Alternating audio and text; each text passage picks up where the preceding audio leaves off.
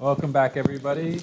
We are on item number 9, consider introduction of ordinance number 550. City staff, would you like to fill us in on this item? Yes, so Glenn is here to answer any of the questions you might have about why these amendments have been made. But in December, you guys amended chapter 13 of the Blue Lake Municipal Code in order to adopt some of those state regulatory requirements of the cross connections control policy. And the current ordinance includes certain fixed dollar amounts for services such as test and backflow prevention assemblies.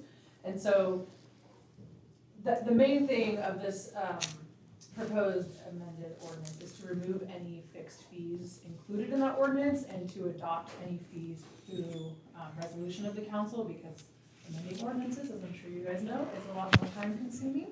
And also fees change over time. And so adopting those different fees schedules through resolution will allow those changes to happen a lot easier.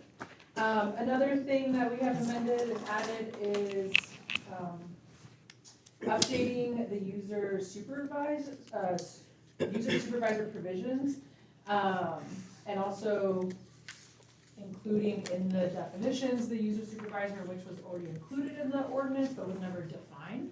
And then also adding a cross connections control specialist who is delegated by the city. And in this case, it's Glenn, but in the future that can be anyone that the city delegates. So Glenn's here to answer any questions about maybe why he thought this was necessary, and then you guys also have the amendments in your packets. And Great, thank you. Glenn, please come forward.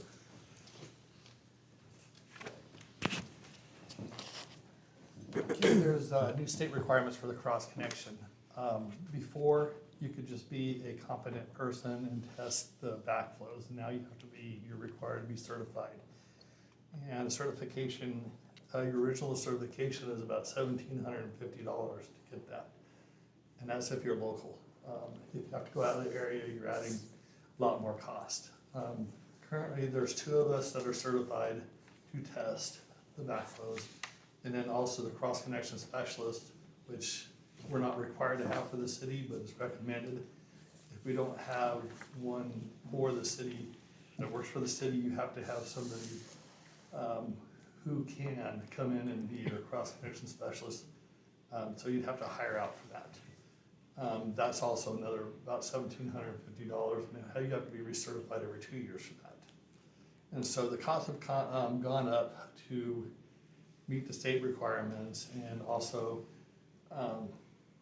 we also on these new prices that reflects what it costs for the city to be able to do that and stay in compliance with the state's regulations. So last year I was certified in cross connection and the backflow testing. So we just need to unfortunately raise the prices to be able to stay up with it.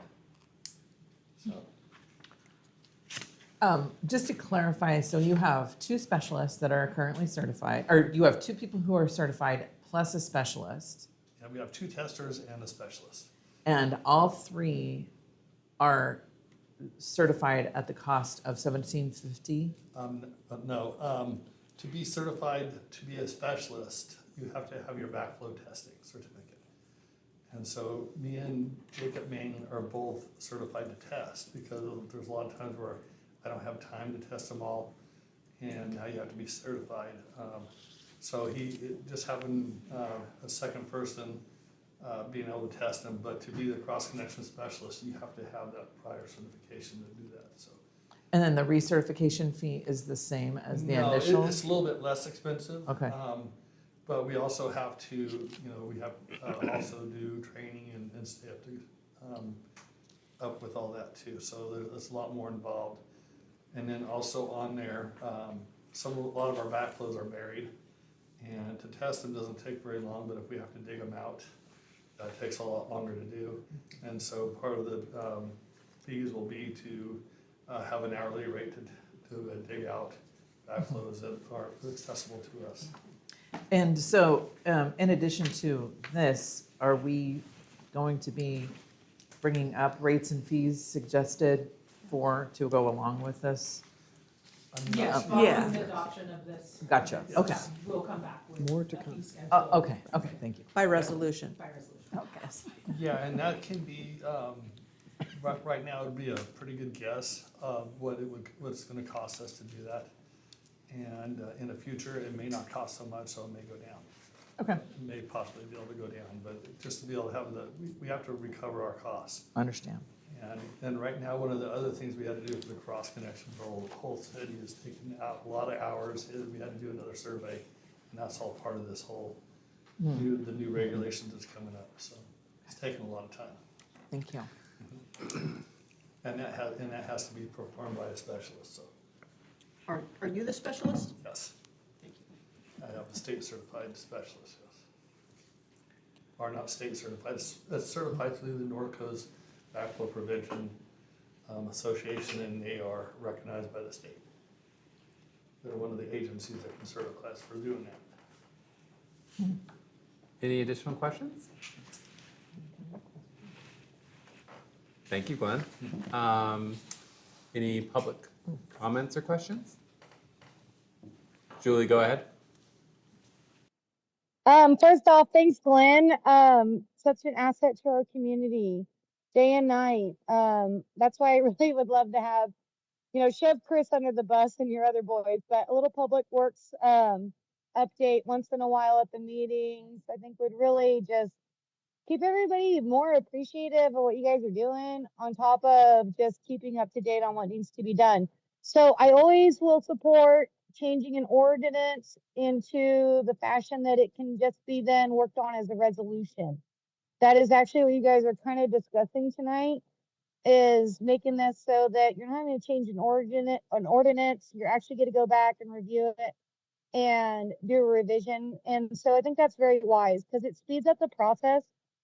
And Eureka and Arcata also have had this in dialogue in different perspective and approach to the situation, but this isn't unique to Blue Lake whatsoever. This is something that's, unilateral throughout the whole county. So it was just a matter of time. Okay, thanks, guys. Thank you, Julie.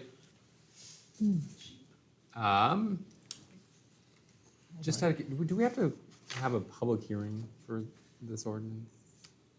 Or is this the No. public?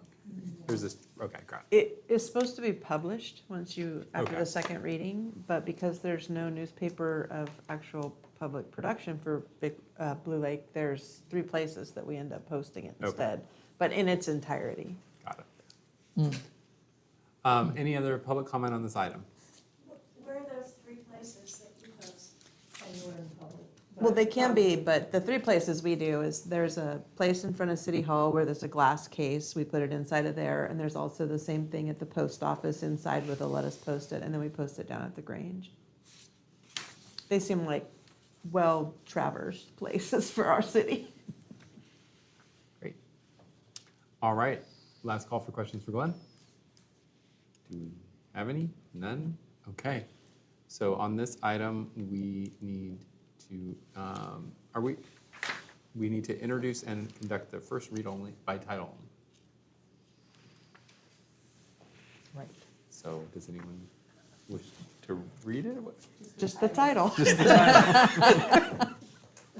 I would like to move to introduce and conduct the first reading by title only of ordinance number 550, amending chapter 13.12 of the Blue Lake Municipal Code. Called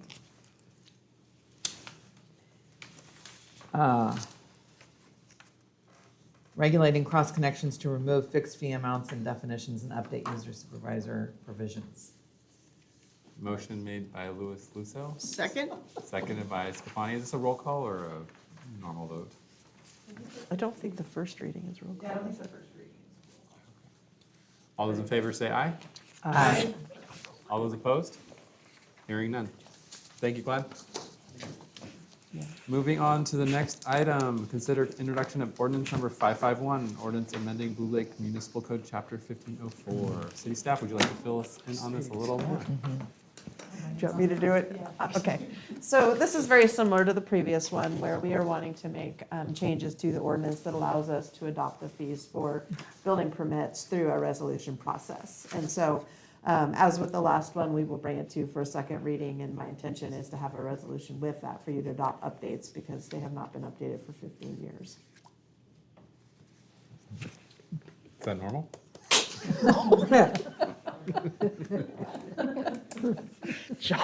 The land where time stood still. What? All right.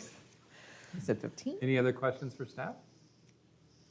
Thank you for finding this and making this, this happen. Does the public wish to comment on this item? Seeing none, do we want to bring it back to council then for consideration of reading by title only? I would like to make a motion. Great. that we adopt ordinance 551, an ordinance of the City Council of the City of Blue Lake, amending Chapter 15.04, Title 15 of the Blue Lake Municipal Code to remove building fee provisions. Motion made by Scafani, Can we make an amendment? I don't know how to do that. I just wanted to make sure we were saying introduce and not adopt.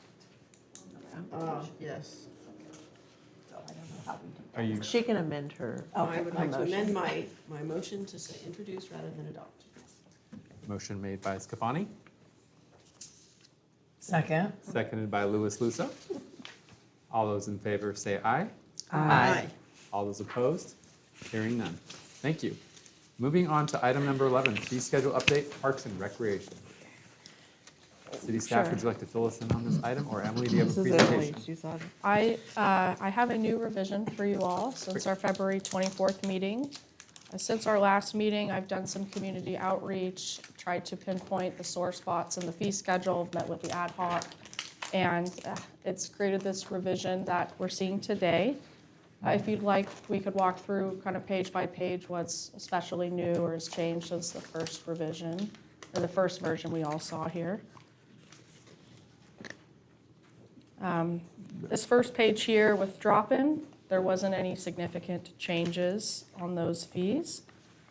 The second page for the skate program, a family rate was suggested and a change to the regular admission costs to up the skate rental and keep the $5 admission flat if they have their own skates. On page 3, we've added on private skate parties, we've now added a weekday rate for parties. And many schools book with us Monday through Friday before our public skate session. So this was a way to capture a slight cost break, I'd say, for those schools and those that choose to have a weekday party. However, we do have our weekend rate below for Saturday and Sunday. And those are on that sliding scale based on how many people and how many staff would be attending to that party. We also have added a party cleanup fee for any parties that require extra staff cleanup, modeling it after other skating rinks up here, Fortuna in particular. Camps on page 4, there was no significant changes here. On page 5, we have modified that $25 discount for people to be for full-day rentals. And I've removed the pink and the blue that was on the first version and have just kind of put whatever the discount was, whether it was hourly or the full day $25. So we don't have any more pink and blue table there. And if you'd notice, there's a full facility rental package that was added at the bottom for all the options if they would like to rent that. On page 6, the significant changes here are, instead of the community impact fee we discussed in February 24th, I've now added that under the special event fees at a sliding scale for events that have amplified music. I've added the event cleanup fee for those that require, again, extra staff cleanup. There was a note of the concession stand at Orange Field needing to be included in here. We've received some inquiries about a dog park rental, so I've included that. and a full park rental rate as well on a sliding scale. And that would include Clements, the serving booth, picnic tables, stage, and the bocce courts. On page 7, we've added a full court rental rate for people that want to rent the tennis courts and the basketball courts. The camping rate under Taylor Way Rentals has now had a time period associated with it. At 2 p.m. would be the check-in, and noon the next day would be leaving when they check out. And under the horse arena rentals, there were some rate changes here, pretty significant, based on some feedback I've received. And the rental of the horse arena would include grass parking at no additional cost for the horse events, was another major piece I've received there. On page 8, under special event fees, we've tried to put some numbers to what would delineate a small, moderate, or major event, a minor, excuse me, with how many people it is, and indicating that moderate events and major events would require the parking planned and/or parking rentals. If you look down and see a few items down, the amplified music or sound fee, that's where we see that sliding scale.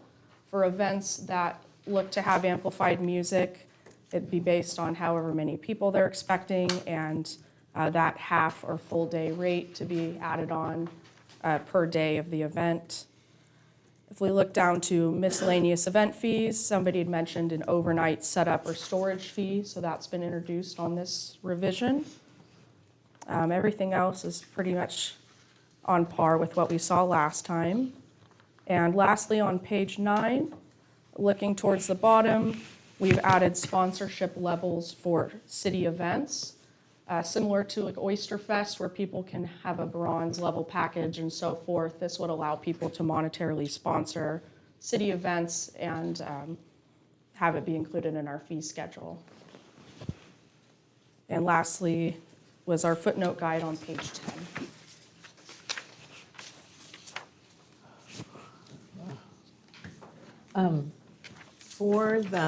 Thank you, Emily, for doing some work with this and making changes. I know that there's a lot of people who are interested in this, but I did have a question about the cleanup fee for the events requiring extra staff cleanup. Do you have a calculator on how you would determine what events would require extra staff cleanup? Traditionally, is if we have to go back and micro trash the place itself and really make it look like nobody had been there, that's where we call it. Looking at Arcata and the other cities, they don't have necessarily a delineation. They just called it requiring extra staff cleanup. Okay. But I could ask them if they have a threshold of when that's triggered. Yeah, I guess I'm not familiar with how the fees are collected. I assumed that they were collected ahead of time, but you're indicating that it's after. Yeah, I noticed beyond the deposit that people were having for an event or a party that they would tack on a penalty fee if staff did have to. And I believe that was to the payment on file or to come out of their deposit. I see. Okay, thank you. That makes sense. So hypothetically, if I rented the parking lot, because I was going to have a mega bocce ball court or a mega tennis tournament, I would pay $175 for that. The grass area in the park? Yeah. Sorry, don't worry about it. Emma. You're okay. Sorry, I'm just Most likely be the stage and the picnic area rental okay. is where that would fall under. Okay. Any other questions? Yeah, we do have a question. Emily, on page 6 for the park rentals, there's a significant drop in what the current fee is and the suggested fee. It was $200 and $395 down to $101 and $175. So I was just wondering why that significant drop. Looking at the amenities, and that was a major topic of discussion, was trying to find more comparable amenities. So doing digger deeping, that's seemed to be what was on par with what a serving booth level facility would have. However, all of these rates, we're kind of looking for feedback Okay. there. And then on the horse arena rentals, it doesn't, we didn't have it broke out before, so the fee was just to have the whole thing before, is that correct? It was broken out, but there was some things that had been removed from the prior one, or hadn't been clear, such as renting the arena for a horse event. Did I have to pay for the grass area too? And so this new version makes a note of, if you rent the arena for a horse event, it includes the grass parking for your trailers and stuff. However, if you're looking to rent the arena and the grass itself to have a larger event footprint that's not horse related, that's where that would be captured under that second item, arena and grass. And are those rates, the suggested rates compared to the current fee? I mean, we didn't have them for some of the other. Yeah. Was that also because you looked at other places to compare that? Or? I did, and I got a significant amount of feedback regarding the arena in particular and what other areas are doing.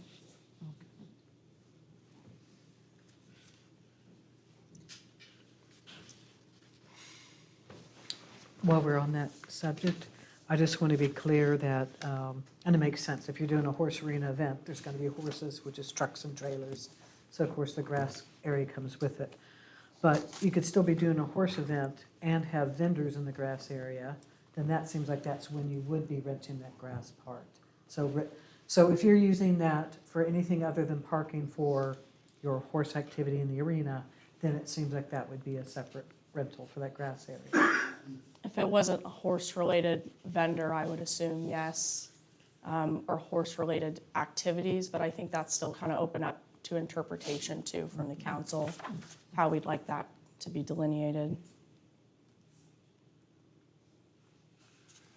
I guess what I'm saying is, if it is a horse-related activity in the arena, and the activities are confined in the arena, of course, they're gonna have that parking in the grassy area for those trailers, and that seems to make sense to go in there. But if that activity, horse activity we'll call it, and there were also then like vendors or other activities set up in the grassy area, then it's no longer really being used for the trailers. So then I think that puts it doesn't matter what the event is going on in the arena. That if you're doing something other than just parking for that arena activity, then you're kind of getting a secondary use out of it. I think maybe, Kat, we can clarify that by just adding after no additional cost for truck and trailer parking. And just have it be really clear that that's all the grass areas to be used for. Yeah. For free. Yeah.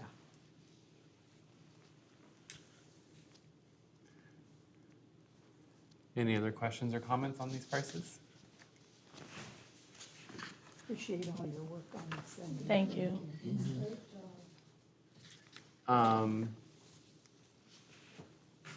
Do you mind if we open it up for public comment?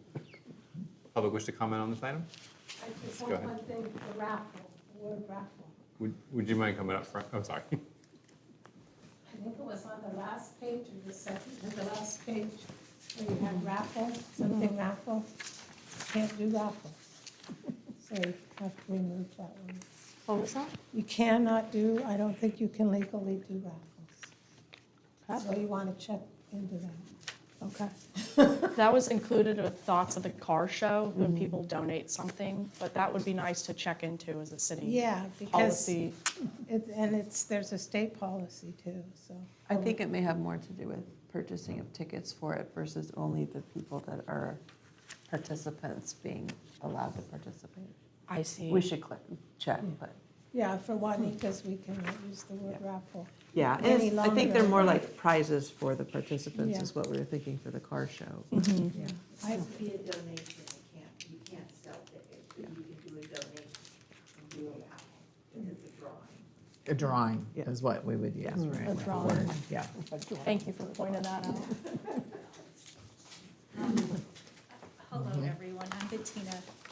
You know, there is a form for that, to be able to do raffles, and you guys are a nonprofit, so you can fill it out. It's one sheet of paper, just saying. Great. Okay. I would like to comment on the fee schedule as it pertains to the Medieval Festival and the Horse Arena. And I do think that the MedFest can pay more to rent the facilities, but I'm hoping that it will stay reasonable. The MedFest has been part of the community since about 2005, and then we went out to the ranch and other places, and then we came back here. And it is a fundraiser for local schools and nonprofits, including Blue Lake School, Blue Lake Horse Archers, and then Blue Lake Parks and Rec. It also generates tax revenue for the city because other businesses benefit. For example, it is the busiest weekend for the distillery of the whole year. And then if you go to the brewery during the MedFest, people are in their outfits, they're having food and some drinks, and then you go to the lager later because we close early. So then our festival goers are there, patronizing that establishment and the food truck and everything else. And last year, I met 3 people from out of the area who came here just for the MedFest, and they stayed at the casino. And they said they were coming back. Okay, so hopefully we can work together to bring this fun-filled family fundraising activity to life that continues to generate much-needed funds for the schools. And I can tell you that a lot of the schools use their fundraised money for field trips, supplies and materials, teacher training. Their gardening programs are always in need of funding, their athletic programs. They bring cultural presentations, they buy art supplies, and they fund their music program a lot with the fundraised money. And we appreciate all the community support we get for this event, like Johnny at the shop giving us the extension cords across the street so we can have power. And Karina, she made these beautiful, I call them traffic calming installations out in the street so to slow people down. And then Kat let us borrow her handy, traffic control device.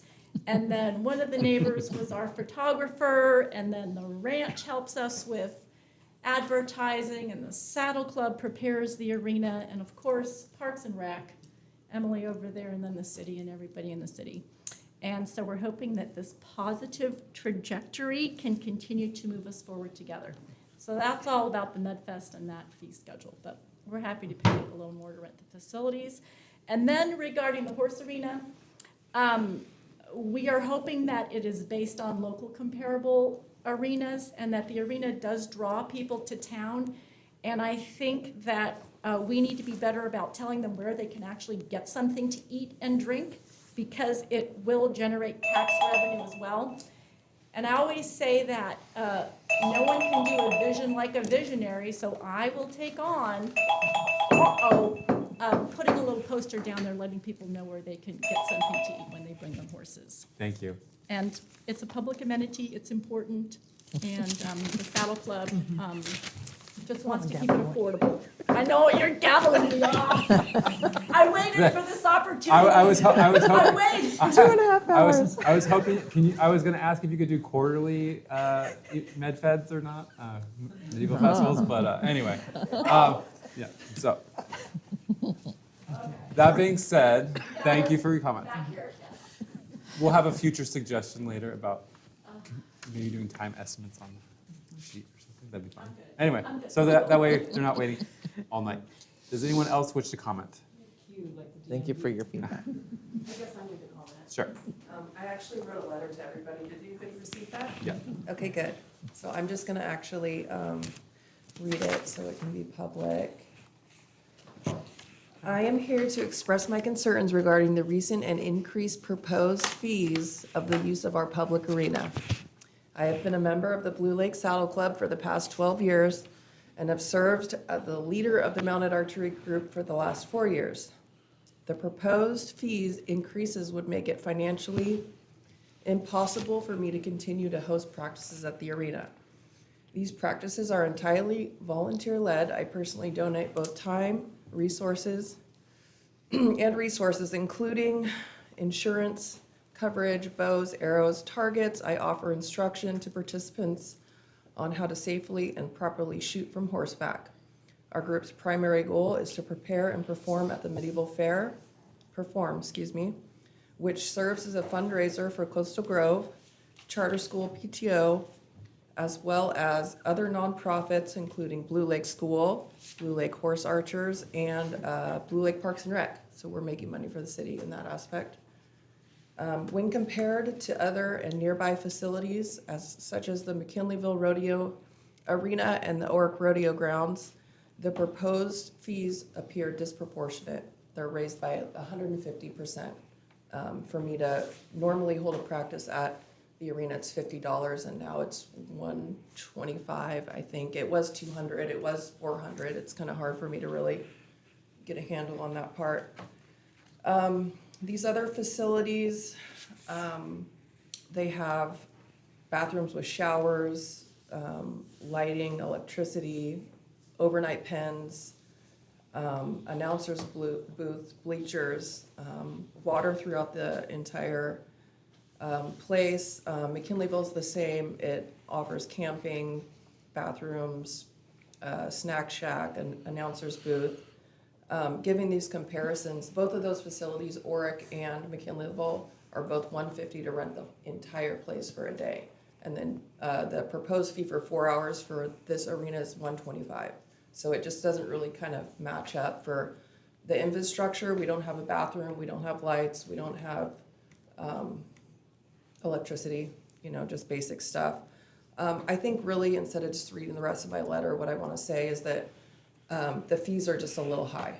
And I don't know if Emily did any research, but at one point the arena was a members only key, locked key arena, and we would each pay a fee each year to be able to come ride at the arena. If that's a better way for the city to maybe cover costs, then so be it. I don't know if that's possible. But anyway, what I wanted to say was I just think reasonable pricing would be really great for the arena. Thank you for listening. Thank you. Sorry, 1 second here. Let me shut this thing up. Quick question for staff, or actually, we'll wait till public comments done on the last one. Julie, go ahead. Or does anyone else in the public wish to comment before I go to the Zoom? Yes.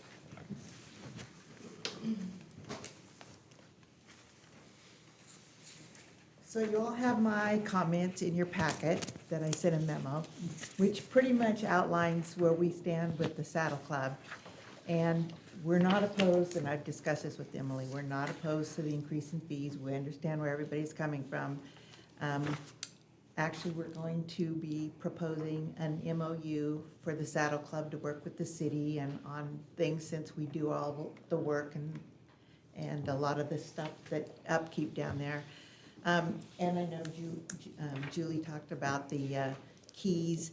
We propose too, there's places I've been at with other horse facilities where there is a lockbox and your releases and your forms are there. That ensures that everybody that comes from out of the area, which a big majority of the people at this arena come from outside the area to use it for free, and that's why they come here. That would ensure that they could have the releases, sign them, pay a use fee, put it in a sealed envelope in a lockbox.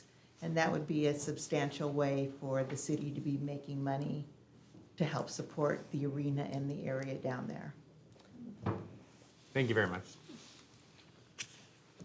Any other public comments? Darcy, go ahead.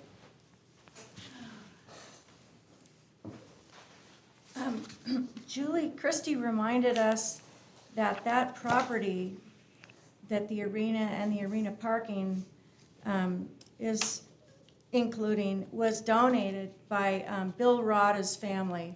Not sure how many years ago, probably before many of your time here in Blue Lake. And so that's its intended reason was donated for equestrian use. I'm not opposed to the idea of the key and the lock. That's, Parsac was opposed to it, but there's some confusion about restrooms being a separate charge for, this is off the horse arena subject, but in the park and rec fee updates, there's a couple things that are confusing, and it seems like if you're gonna rent a park, you ought to have a bathroom available. As well as at the horse arena, we equestrians originally got the B&B down there, and so all that park facility uses it, the dog walkers, the basketballers, the pickleballers, just the walkers, and we're gonna be having about 4 or 5 events coming up starting May 10th, Mother's Day, and there really needs to be a B&B out there. The B&B became a problem for a couple of people, one person, during the flooding, which was unusual. It got tied up, it got raised and tied up, so it was not gonna flood again. We found the B&B to be open to donating it for 3 months when the city said it's a money problem, and then when we got them to donate, they said it's an environmental problem, which it wasn't anymore because it was raised up and tied. But I don't think you should be charging extra fees for bathrooms for park amenities, and I do really think there needs to be a bathroom at that park area where the horse arena, the basketballs, the pickleball, the tennis courts, and the dog walking parking area is. Just my opinion. Thank you. Last call for public comment before I go to Julie.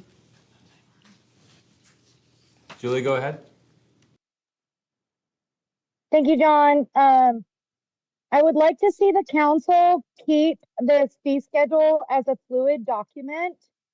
And that way we are able, just like we just changed ordinance to a way that we can do a resolution, we can always adjust it as needed, but at least get something in stone that we can start moving forward.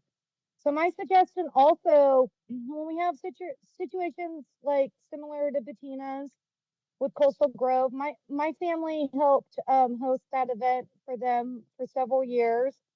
And then Blue Lake has been the next host, and it is a very unique event and historical event. And I think in a situation like that, we need to use our option to have special use permits, where then we can have discussion on fees, other outside of the fee schedule.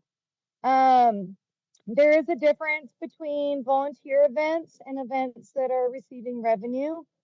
When we look at our Parks and Rec, thank you, Darcy, for always being a matriarch to our horse arena and bringing up the fact that for many years, a lot of people in the public looked at that space thinking, oh, we could do something else with it. Well, unfortunately, that's not the way it was set up for the city to receive that property.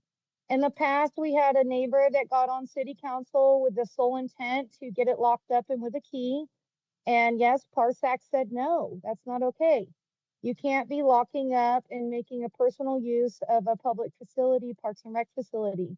It's a different situation for us up at McKinleyville Arena with the county. I've helped facilitate and run both facilities for nearly 30 years. So I have a lot of experience with that.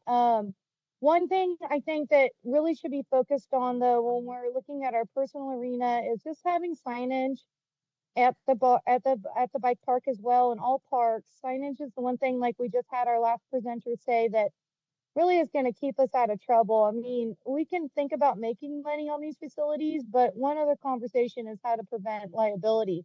Like if people are giving lessons down there, they need to have the city as additional insured. When you start putting a key on it, then you get people that then are bringing in people that aren't on your insurance or signed a form. So it opens up a ton of liability. And unfortunately, we do have people in our community that will take advantage of that situation because it's not being paid attention to and they're not being held accountable. We have a lot of groups like the Blue Lake Saddle Club that have evolved to give back to the community with that, with volunteering work. In the past, we were donating money back to Parks and Rec.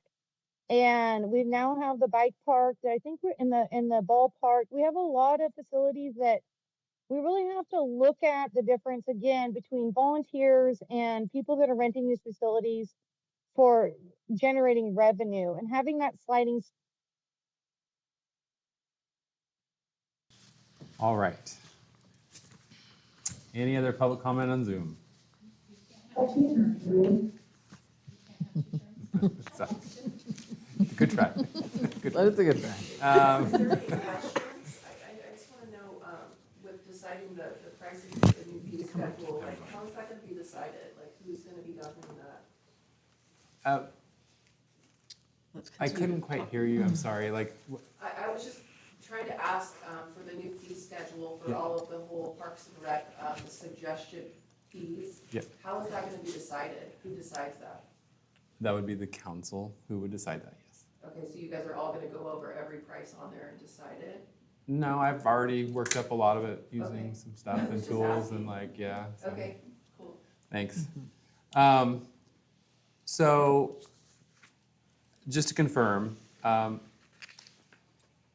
it's $50 to rent the arena for 4 hours, right? Let me get to that page, just a moment here. Saying That's now, the- or- That's the old rate. Yeah, yeah. Great. Correct. It's not 4 hours, it's just all day. Okay. And how long's a typical riding session last? Like when we hold a show for the Blue Lake South Club, Mm-hmm.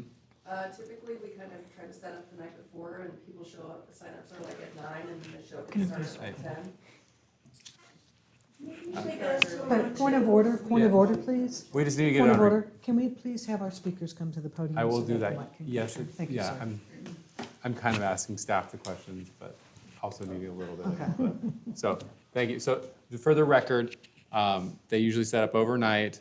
The old price was $50 and the new price is $100. Emily, to clarify, if they pay the $100, they're the only exclusive user of the horse arena at that time. Is that correct? That would be for renting it privately.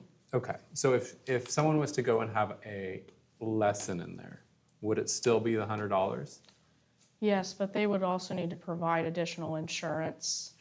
And I think that's where the gap is happening because we're not aware of people hosting these lessons until they've already happened. Okay. That's not really how it works. Can I comment? Okay. Not just, Just because I do. just one time though, like just, Okay, sorry. yeah. I just, we thanks. have to be clear because you guys don't really understand how it actually has been working. Sure. But typically speaking, if you're gonna rent the entire arena, then you pay to rent it. And then if you want to hold lessons there, you have to turn your insurance in to the city. Mm-hmm. But in the past, you guys aren't making money off of people doing lessons there. That's just how it's always been. Right. So But you we're- guys are covered liability-wise. So just to clear that up, when you go, if you do lessons down there in the past, that people have given insurance through the city. And so like with the mounted archery, I have my insurance turned in, I come rent the space and make dates on the calendar. It's totally different because I'm renting the entire arena. Got it. Lessons, events, totally separate. Great. Okay, thank you. Additionally, could we look at combining the bathrooms with the facilities? So we're assuming that if someone's going to be renting the facilities, we combine the cost of the bathroom rental in there? The bathrooms are not at that facility. They're over at Prash Hall, and they have to open the actual building to do Okay. that as opposed to just the outdoor area. I'd just like to speak to the B&B thing Sure. as well. My understanding is those were removed for the winter, not just there, but also at the town square. And as the summer is coming, the intent is to put them back. Right. I mean, certainly by May 10th. I mean, we've been talking about the first part of April. Great. I'm just trying to, Yeah, there's so and many they're different always flying pieces. right open to whoever's there. They don't have to rent the B&B facilities at all. If somebody rented the park, would we recommend they also rent the bathrooms? I mean, they though? don't have to. Okay. So what bathrooms are available if you're not paying to rent a bathroom? Like if you have the serving booth in the picnic area, is there a bathroom available in a building that was not locked? The public restroom, if we don't have rentals though, we have been locking it because we've had a severe degree of vandalism and people using our supplies down the toilet and clogging main water lines, and our budget deficit just can't allow for that. So, but my thought would be the public restroom would come with the rentals. It's when people want Prash Hall open, that's when it becomes sticky, because often we have a skate party going on, or people will wander, I've seen it, into the rink part itself and get curious. So that needs some staff surveillance. And the public restroom is the small building in front of Prash Hall? Yes. And is it one bathroom, one toilet, one sink? Yes, one unisex bathroom with a toilet and sink and urinal as well. Okay. And are there bathrooms over at IORG Field? There are, we only open them though when they're rented separately.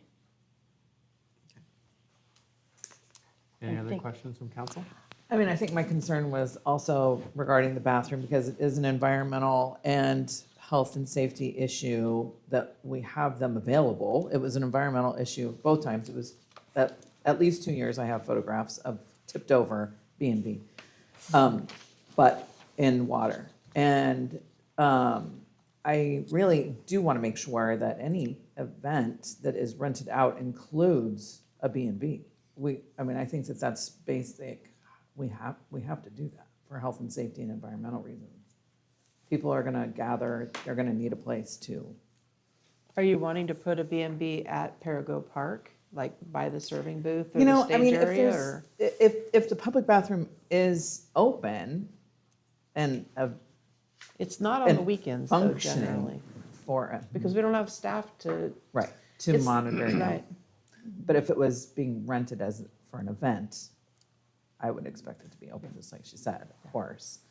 You know, that is a thing for me. I mean, I know it's a different discussion, completely separate discussion, but I would like to see an available B&B at the park, actually, personally, at least through the spring, summer, fall months. At the park or? At the arena, at the park, I mean, anywhere that there's gonna be gatherings or anticipated gatherings, planned gatherings, events. But if people are just gonna, as a family, go down and use the park, there should be an available bathroom.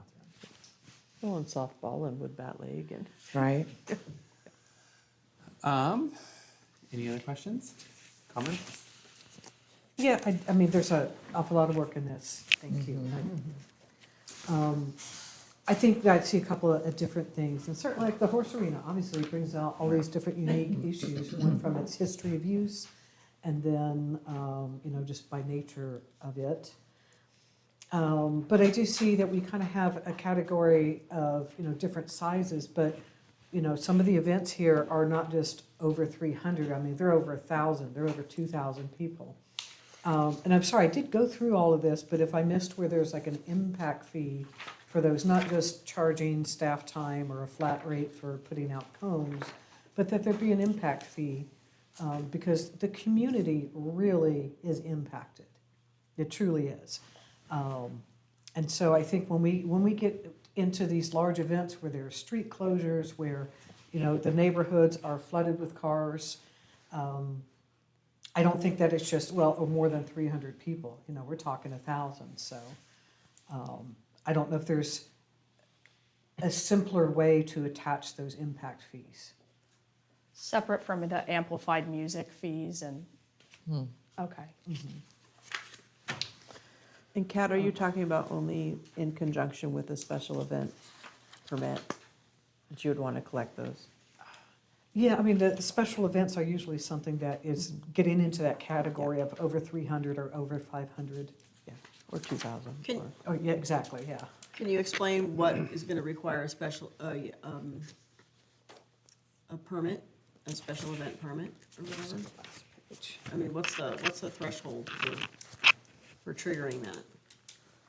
Traditionally, it's by ordinance, I believe 525. If it impacts the surrounding area, beyond its intended regular use to where additional modifications need to be made in city planning to accommodate the event. I believe that's what triggers it, or if it impacts vehicle or pedestrian traffic is another trigger. And that includes events in the park themselves if they start to impact the flow of traffic and people, really. Thank you. And do we have an attendance number that we attach to that impact? We don't in the resolution, which would be great to identify, because we'll also need to look at updating our special event resolution as well, Okay. in conjunction with our fee schedule adoption. So, I think that there's a lot of concern about the fees, and I understand that. But there's also a lot of concern on the part of the council and the city staff about funding and the different ways that we need to generate funds to continue to offer the facilities that we have. And so looking at this fee schedule is a way that we're attempting to bring things in line with costs and being able, and finding a way to continue to offer what we currently have. So there's a tremendous amount of information in this proposal, and I feel that there's some things missing and some explanations that I haven't found for some of the numbers and some of the delineations here. So I'd like to recommend that we work on this a bit more, that perhaps we could create an ad hoc to work with Emily and Jenny on looking at this. I'm trying to determine what some of our costs are so that we can appropriately match the rates to cover our costs. Did we already have an ad hoc that was gonna work on this? On the Parks and Rec Commission, we did, but not on the council level. to my Oh, I knowledge. see, okay. Who was your ad hoc? Brian Corse and James Brown. Okay. I'm in favor of forming an ad hoc and moving this forward at a later date with some finalized numbers, unless, is there urgency to getting this done like tomorrow? Well, the Well- recommended action is actually to just continue the development of the fee schedule and to possibly bring it back in a draft form in the April meeting. Okay. Me and Kat are both the liaisons for Parks and Rec. That would be an option, form an ad hoc around that. I'm also, if anyone wants to volunteer. I'm interested in working on it. I was the liaison to Parks and Rec for 2 years. I am tapped out right now. Tapped out, okay. Yeah. And so, anyway, I'd be interested in working on that. Okay, does anyone else want to work on the ad hoc? Okay, if anyone's not opposed, I'm gonna go ahead and form an ad hoc with me and Elise to take a look at these fees and work with Emily. Can we entertain a motion to do so? I would move that Elise Scafani and Mayor John Sawatsky form an ad hoc to assist the Director of Parks and Recreation to develop a fee schedule and bring it back at the next meeting in April? Approximately, Okay. yes. That's We have my a motion. second? Second made by Bayless. All those in favor of forming an ad hoc, say aye. Aye. Aye. Do we need any further discussion on this item before we move on? Yeah, it sounds like I guess what you were speaking to, Elise, was cost recovery. I think I guess I want to speak to the archer out there, and I think some of the other horse folks that, when it's small scale, it's not a moneymaker, it's just kind of, this is what it costs to have them in and to come out. I think we want to be able to work to support that. But we also have, and I think that a lot has been done to be able to collect information, right, to baseline it, and then you guys are reaching out and saying, well, you don't have lights, you don't have electricity, you don't have toilets. So it's, I think it's a great place to start, and it's more than a start. You've collected all this information and said, well, what's kind of going on out there? But I think this next phase really needs to be, what does it cost us in as much as possible? And so it's, it's true, we might not be able to offer the amenities, but there might be some items, and I'm not saying it would be the horse arena specifically, but there might be some items that just truthfully, it's costing us much more to provide that service. So we have to find another way to do that. So I guess my point and what I'm asking of the ad hoc is that as you go forward, I hope that there would be some effort towards cost recovery on some of the larger programs. Great. And I would just like to say, and maybe that balance where if something's gone up 100%, we take a look at that. How can we mitigate that? Because that might be a hard, and then there's actually been a decrease on, so maybe we could take a look at that. Great. And thank you, Emily. You're doing a great job so far. Thank you all for rolling with Hard it. work, yeah. Yeah. Thank you. I'm going to slip out because I have a dentist appointment tomorrow. Oh, okay. Very early, thank you. Brush your teeth. Moving on to item number 12, Good luck, you guys. Memorandum of Understanding for Humboldt County Parks and Public Works Regional Edible Food Recovery Program. Oh, yeah. City Manager Short, would you like to fill us in on this item? Did you even know there was such a thing, I right? did. So one of the things that's been set for 2025 in California is that we have a 20% goal to redirect edible food to people that are in need. And so what the county overall has done is they've created this big group of cities and the county, and they're going to do this as a whole. And so that's why we have an MOU, is to take responsibility for our portion. They are set up with a consultant. The professional services agreement is in the amount of $64,713 and some change. It's all prorated out based on population, so the city only has to pay $566.07. My recommendation is that we, participate. That will get us a plan that covers our responsibility in it. And then the next step will be the actual implementation of such a plan as to how we would collect food and actually get it to somebody who could use it. But this is the first step, is to evaluate what is available and what would 20% look like for our community. Great, thank you. And just so that you know, what got put in here was the old version of the MOU, because I pointed out that the names are wrong and also the date was wrong. So term 4 is now says March 3rd of 2026. And it has for the your one I'm name. gonna- It has my name for the one else signed, Perfect. but yeah. It's all about Jenny. That's right. Council have questions for staff on this item? Any concerns? Great. Public comment on this item? Julie, you have questions? She's still there. She is there. Bring it back to council for further consideration and deliberation. Can I ask Yeah. a little bit of a dumb question? Didn't have a chance to read all of this, but where is this food coming from? I assume they'll be evaluating places like the brewery and places that have some sort of major amounts of food that's edible. I mean, I can't imagine they're going to be like collecting them from private households. Right, okay. Yeah. So what, Seems odd, but Well, in I our can just tell situation, you. but I imagine in other places there's. Yeah, I mean, there's places like, I know the Eureka Rescue Mission goes around to most of the grocery stores and many of the restaurants, and they collect certain things every day to be able to feed the people that come there. And I'm envisioning it being something like that, where the goal is to identify other places so we can divert food that's still usable. Farms, I mean, I don't know.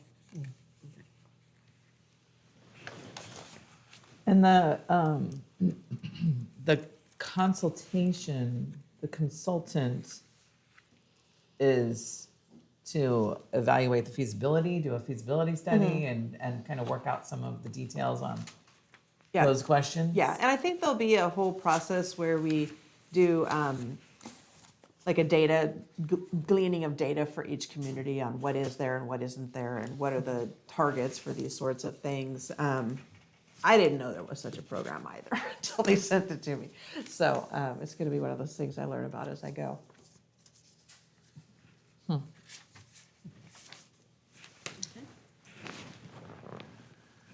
Did we have public comment? we did, I kept it short. I'm gonna open it up one more time just in case, because we're pretty quick to the public comment. Does the public wish to comment on this item? I do. Please go ahead. I know that Betty Chin, you know, she gets a lot of this. And when PG&E was here, and they were bringing in huge amounts to feed the people because they were getting them ready for the big storms and stuff.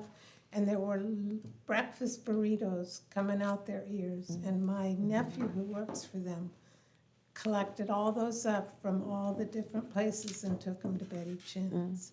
And so things like that happen in the community, and then that's part of what this then they redistribute to people who need it. So, and I'm sure there are people in our community that could benefit from something like this. So I don't think it's just the people in our community, but it's more of a, I'm not sure. But I wouldn't, think- I mean, what Commodities does down here with the resource center and the food that comes through Food for People, and I mean, I don't know how all of it's gonna tie together into a cohesive program that, in a timely fashion, provides food that's, would potentially spoil.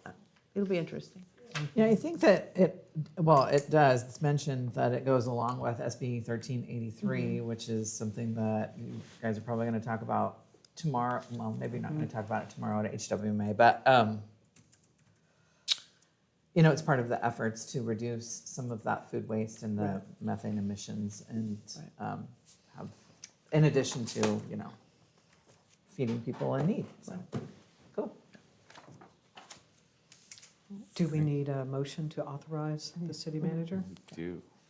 I would love to make a motion to authorize the city manager to execute the MOU with Humboldt County Public Works Department for the Regional Edible Food Recovery Program. Motion made by Councilmember Napier, Second. seconded by Carrie Bayless. All those in favor say aye. Aye. All those opposed? Thank you very much. Moving on to item number 13. And So item number 13 is going to take quite a bit of time. I'd like to actually go through the plan with you guys some and talk about what's in there and some of the priorities that staff has kind of identified and directions we want to go on hazard mitigation. So I think if we want to have a fruitful discussion and still get through the rest of our items, we might want to table this until the next meeting. It's not in a big rush to get it adopted. great. I would like to move that we table item number 13, hazard mitigation plan approval, resolution 1257, until a later date, possibly April. Second? Motion made by Louis Lusso, seconded by Scafani. All those in favor of tabling the item, say aye. Aye. Anyone opposed? Hearing none, we've tabled that item.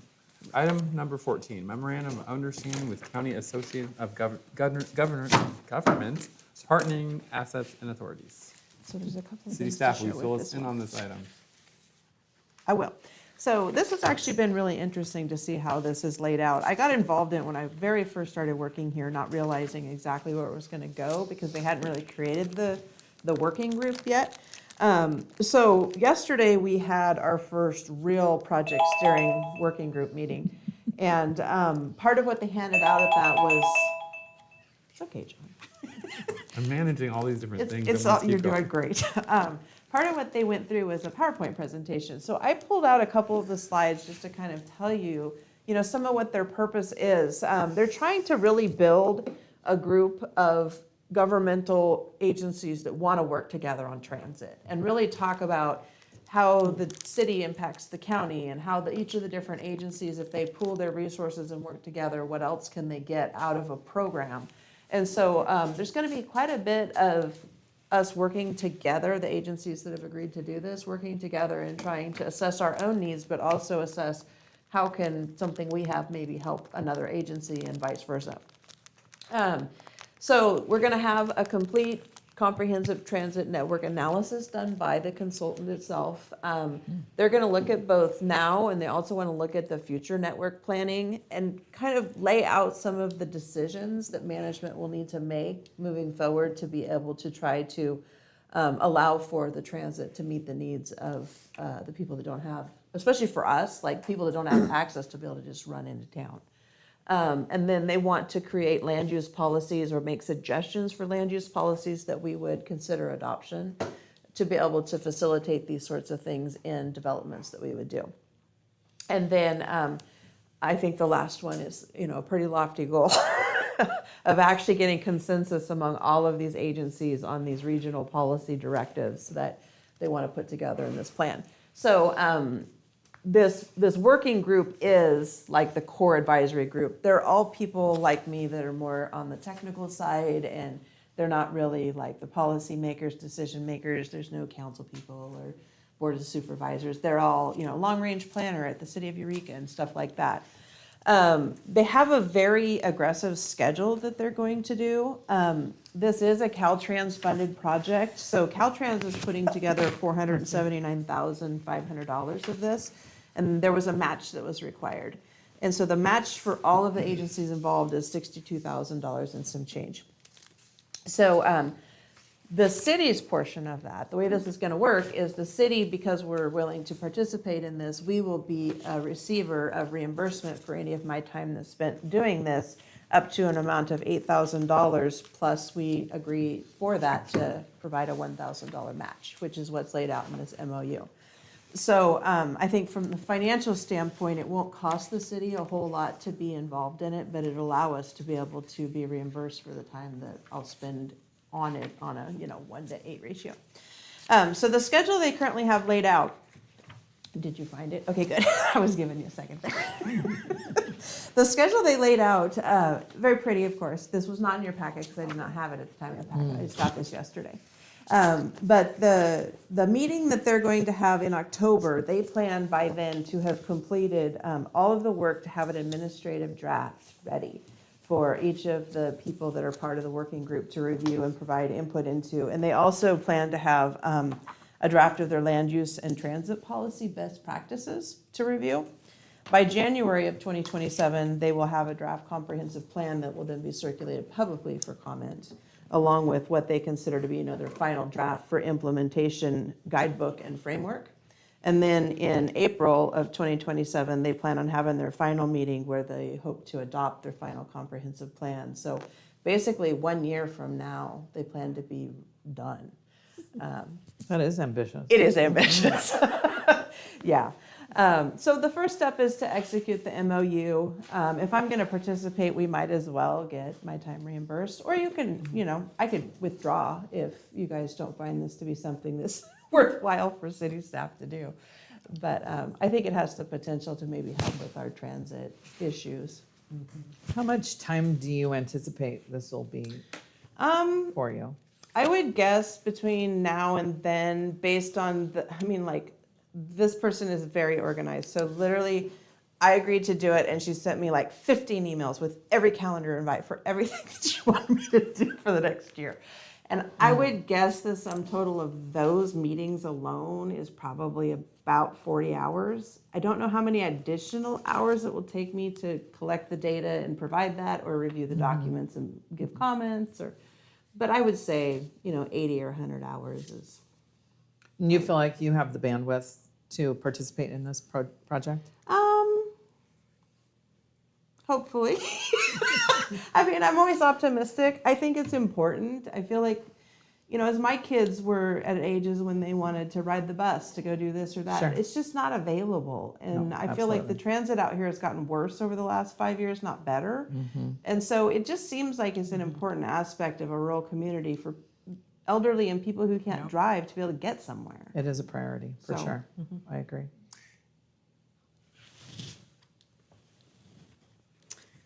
I think it's a worthy endeavor. But yeah, I worry a little bit because that's a lot of hours. Yeah. They're spread out over a year. Yeah. What's the hour That's count like again? 2 hours a week. That's not so bad. Just have to look at it right. You said 100 hours Yeah, in a year. For the year. Yeah, for the year. yeah. A full-time year is 2,080 hours. So that's Oh, goodness. a chunk. That's a chunk of your, yeah. It is. Anyway. How does it benefit us again? I'm sorry. I think that what the benefit's going to be is we are going to be able to have some say into how the regional transit plan goes, and eventually that's used for how the funding and stuff gets separated out into these communities based on their needs. Okay.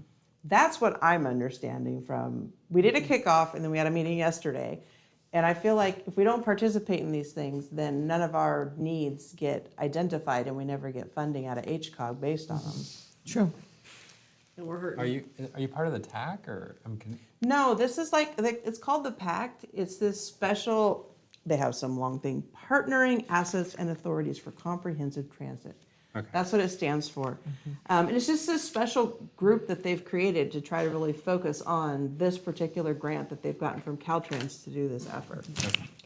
Are they only doing it with HCOG members, or it's, you said the whole county, right? I think anybody in the county could participate, but they're not all participating. The places that are, there's 11 agencies. So there's HCOG, Humboldt Transit Authority, Cherry Heights, the Trinidad Rancheria, City of Arcata, City of Blue Lake, City of Eureka, Fortuna, Trinidad, County of Humboldt, the Karuk Tribe, and the Yurok Tribe.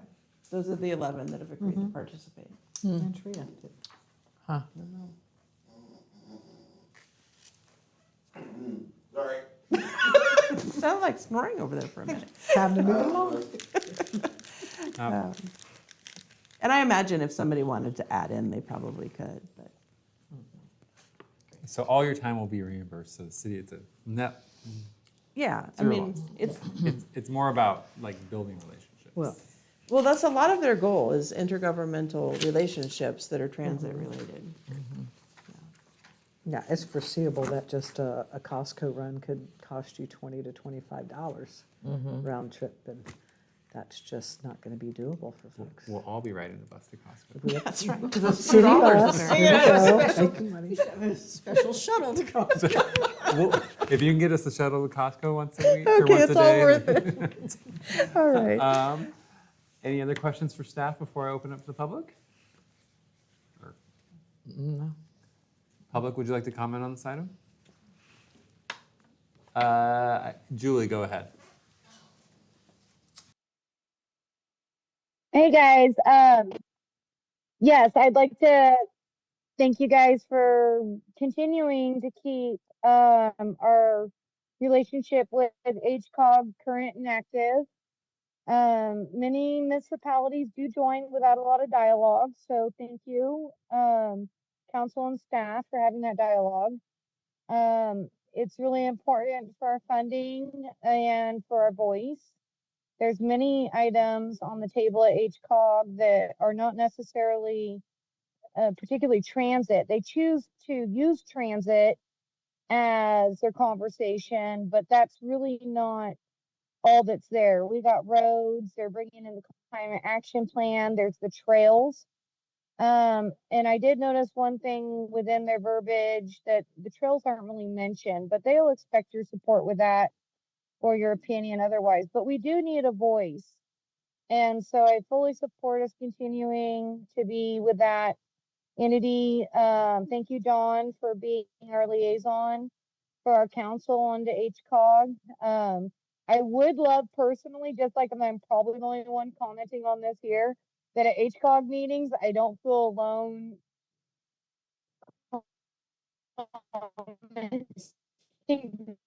there too.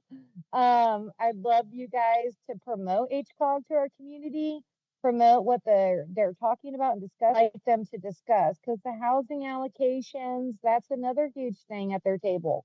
So we definitely need a voice there, and we need more than just me and John. We need all of us there at that table, and I really hope we can get that.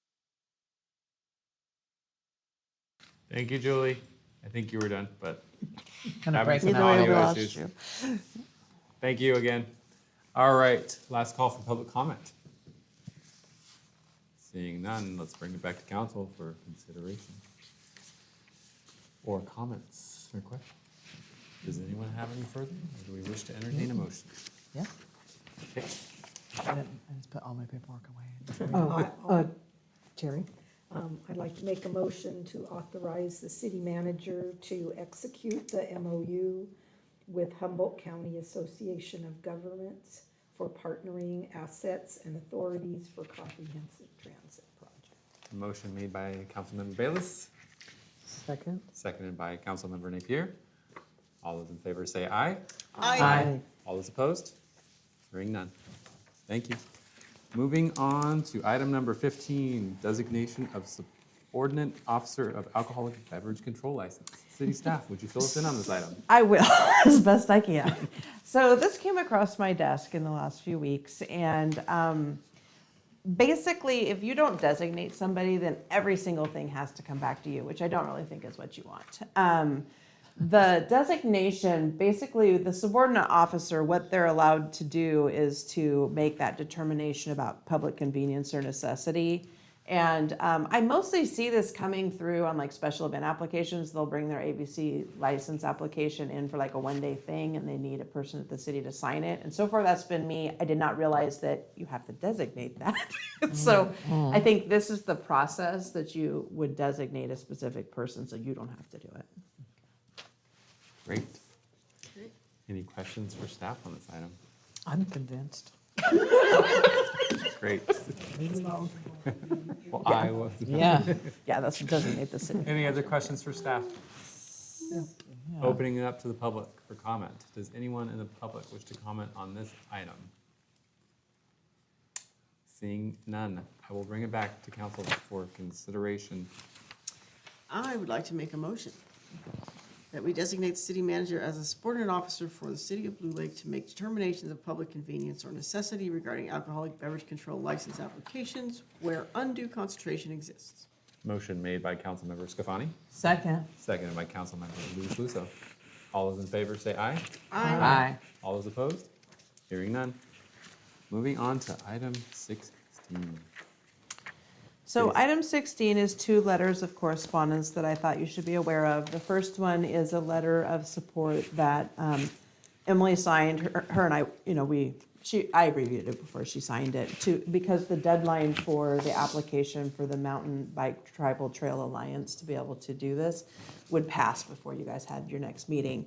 But basically, we're just throwing our support behind them doing the art grant for the bike park. And then the second one is the notice of default that went to Danco. Okay. Question on the letter. Do we have any specifics, just because like obviously we don't even know what the status of the park is at the moment. Right. So are we going to be obligated to like do something with these grant funds, or is this only MBTTA receiving the funds and then they can use it for other projects?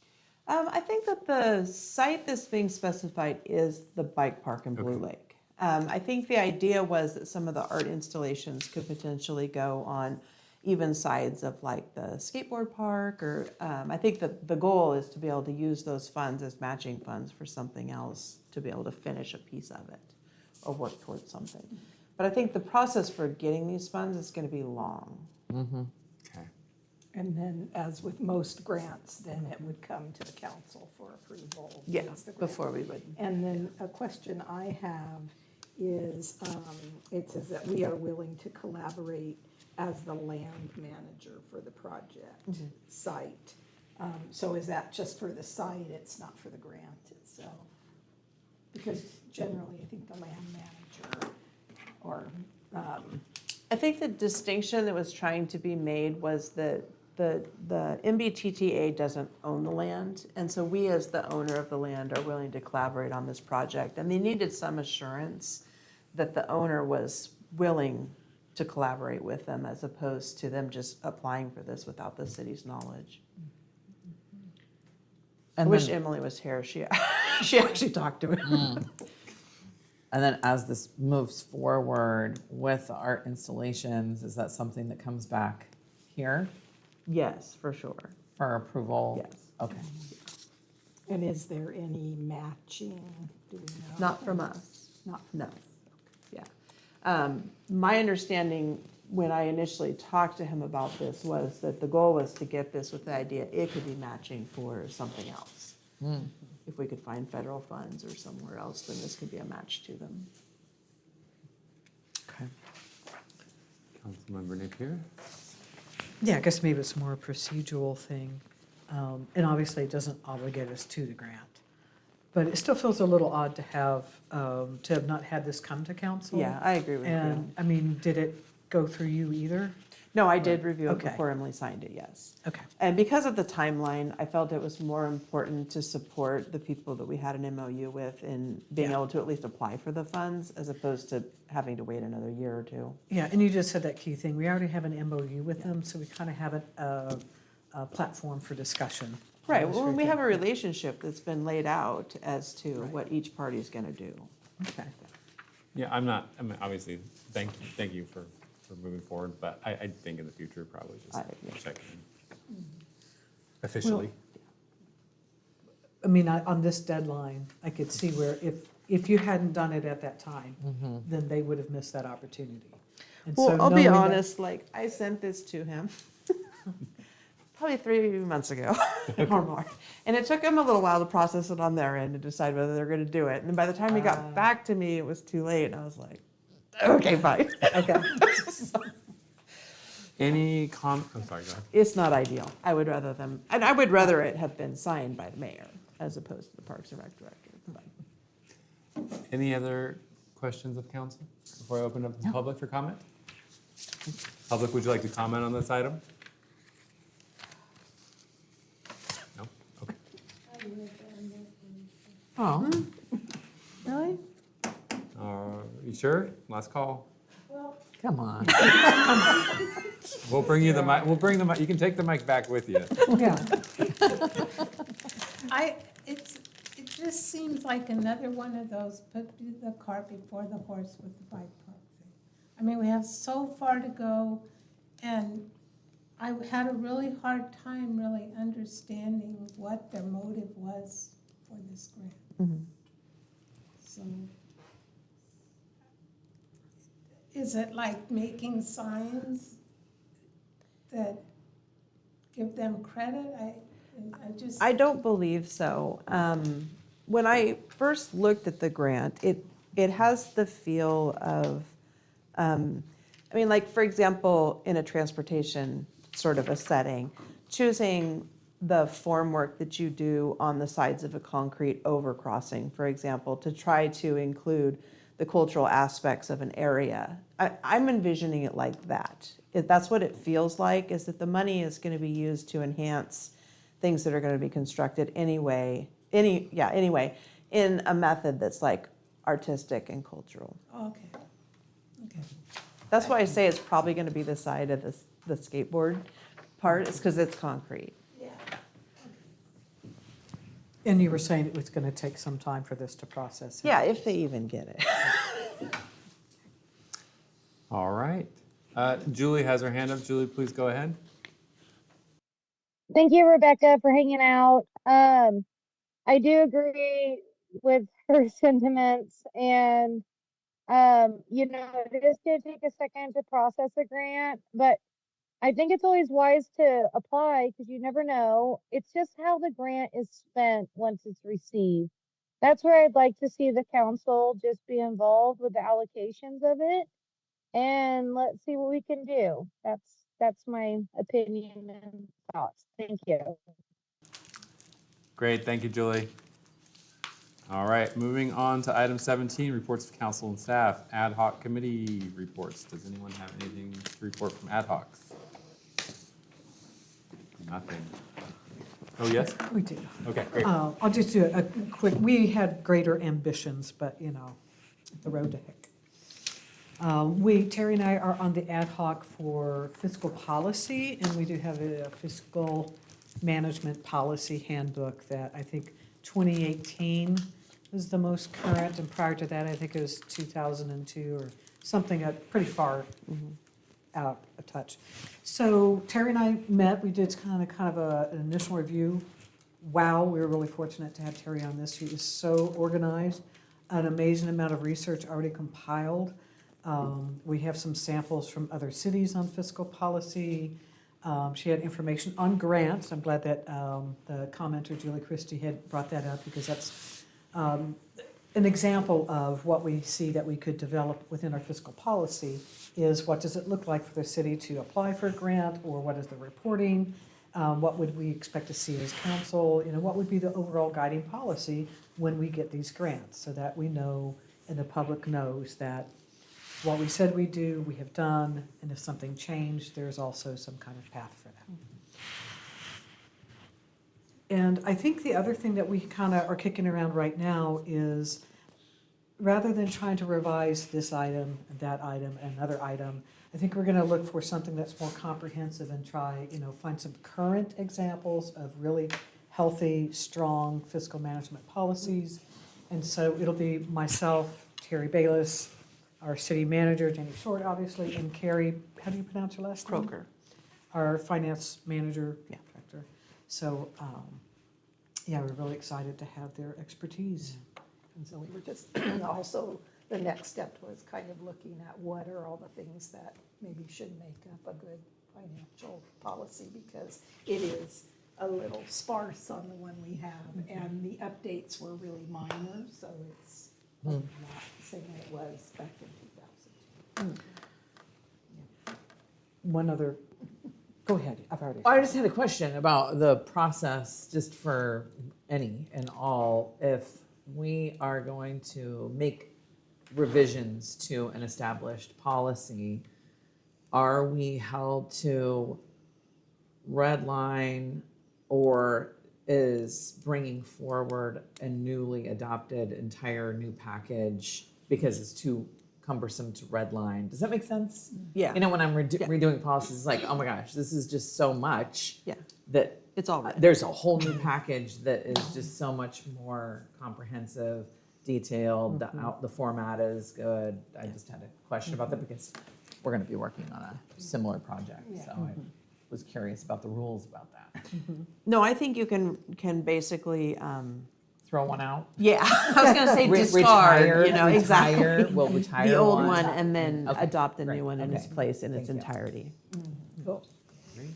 And just as another example, I think one of the stated goals, I think what Terry and I had hoped to provide and share with Jenny and Carrie was, you know, as we looked at all the components that could go into fiscal policy, what would be our priority items? And, you know, the grant was one, also capital improvement planning, reserves, like general fund reserves, policies on whether, on our enterprise funds. As an example, where we had over $1 million balance in our water operating fund, had we had a fiscal policy that said, when you exceed X amount or a certain percentage of, then that should be transferred into your water reserve fund, your water capital reserve fund.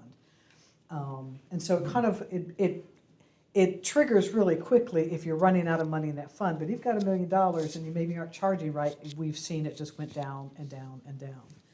So it's unfortunate that there wasn't fiscal policy that addressed that. And that's where we're trying to put in some mechanisms that we can see trouble around the curve and avoid it. Cool. Any other questions? Or were you guys done with your presentation? Just want to make sure. I just wonder, I guess we can't go into big discussion, but I wonder if the council had any particular, or I guess Jenny, if you had any priority items that you wanted to ad hoc to focus on.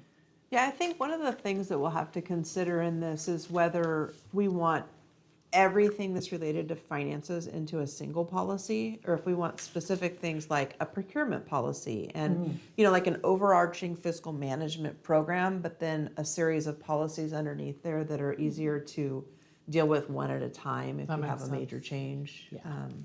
Some cities that I looked at probably about 20 different cities. Thank goodness. Well, You I have been will say busy. I'm really fast. I did that my whole life, so it doesn't take me very long. But just taking a glance, see how they set it up. Yeah. And so some were set up that way, and then some had a comprehensive policy in place that was just in a book. Wow. Great. Public comment on that item? Seeing none? Bringing it back. No other ad hoc reports? I don't have ad hoc, but just as a JPA update with, I went to the HWMA meeting this month and we discussed organics processing feasibility study and the RFP situation. And then the consultant came in and did a compensation survey for that organization. I think that you're going to be looking at that It was pretty tomorrow. interesting. Oh, was it today? No, it was just in the packet, so I Oh, in the looked at packet, it. yeah. It is, and I'm sure there's going to be a lot of discussion around that. There was a lot of discussion around it, that the concerns about looking at not exactly parity, but comparable positions are difficult for that organization to find around town. You can look in other cities to find comparable positions. But anyway, it's a whole, there's going to be continued as far as what is going to end up happening with this compensation study. But I am interested in learning more about organics processing and how we're going to move forward with a feasibility study, and because we really do need to address that and comply with our SB 1383. So Did they award that study to the applicant? they did not. But I think that they're still going to work. But there's going to be more discussions with the director, Eric, and that local organization for it. And it had to do with paperwork and submission and a deadline. Yeah. So there are rules. They missed some things, yeah. There are rules. So anyway. Great. And I will need somebody to show up for the April meeting because I'll be coming. You had a question, Councilman? I did for Michelle on that. Do they have any idea where they may end up centralizing the organic processing? That's part of the feasibility study, is to identify Okay, we haven't. all of it. No, yeah, it's because, as you know, everything leaves the county and we pay for it, right? Hauling and all of that out of the area, and it's insane how much, like, let's figure this out. Anyway, it would be wonderful if we had like a big space somewhere. That already has had some organics in it or something? Organics could Ooh, like be garbage cart. processed, but I don't know. Food like garbage cart. Fire up the engines. Anyway. Well, that really ties in with the conversation that we had with the Green Go fellow, and what was it, Pyrolyx and graphene, and your feed stock or your fuel stock, I think it's called, Yes, such as yes, this. you and have to have feedstock for the. I brought yeah. up this, I was thinking of you, Michelle. Oh. I brought up that very thing in the conversation, like absolutely that could work. But, Yeah, yeah. new and emerging technologies, lots of research. All right. Anyway. I attended, I think I already reported out on the Arts and Heritage meeting before, but then you had the wonderful presentation. I'm really proud of those guys. They've gotten a lot done in a short amount of time and have really seized the reins and been getting it done. So stoked on those guys. I attended an HCOG meeting as well. We denied Eureka's appeal to the arena allocation. They actually volunteered to have it denied, though, kind of, because they realized because we'd already solidified our plan, the only way we would be able to essentially address their appeal would be for every community to take the same amount of their allocated housing units to wherever. So Blue Lake could get like 25 or 50 more additional. So they're like, okay, we're not going to do that to the entire community. I don't have the exact number on that, but it was some weird formula that would have to be used. There was a table and it was scary. Yeah. Oh my goodness. So yeah. Anyway, thank you, Eureka. It was unfortunate again, though, that because the representative wasn't at that critical meeting and they didn't have anyone there, and so then when we asked, like, is everyone okay with this? Everyone was like, yeah, we're fine with it. So it's important to go to those meetings. Guess so. We also added MCSD to the TAC as a non-voting member. So this is kind of like a supplemental board that advises the HCOG board. So we put them on as a member in a advisory position only. MCSD? MCSD, the McKinneyville district.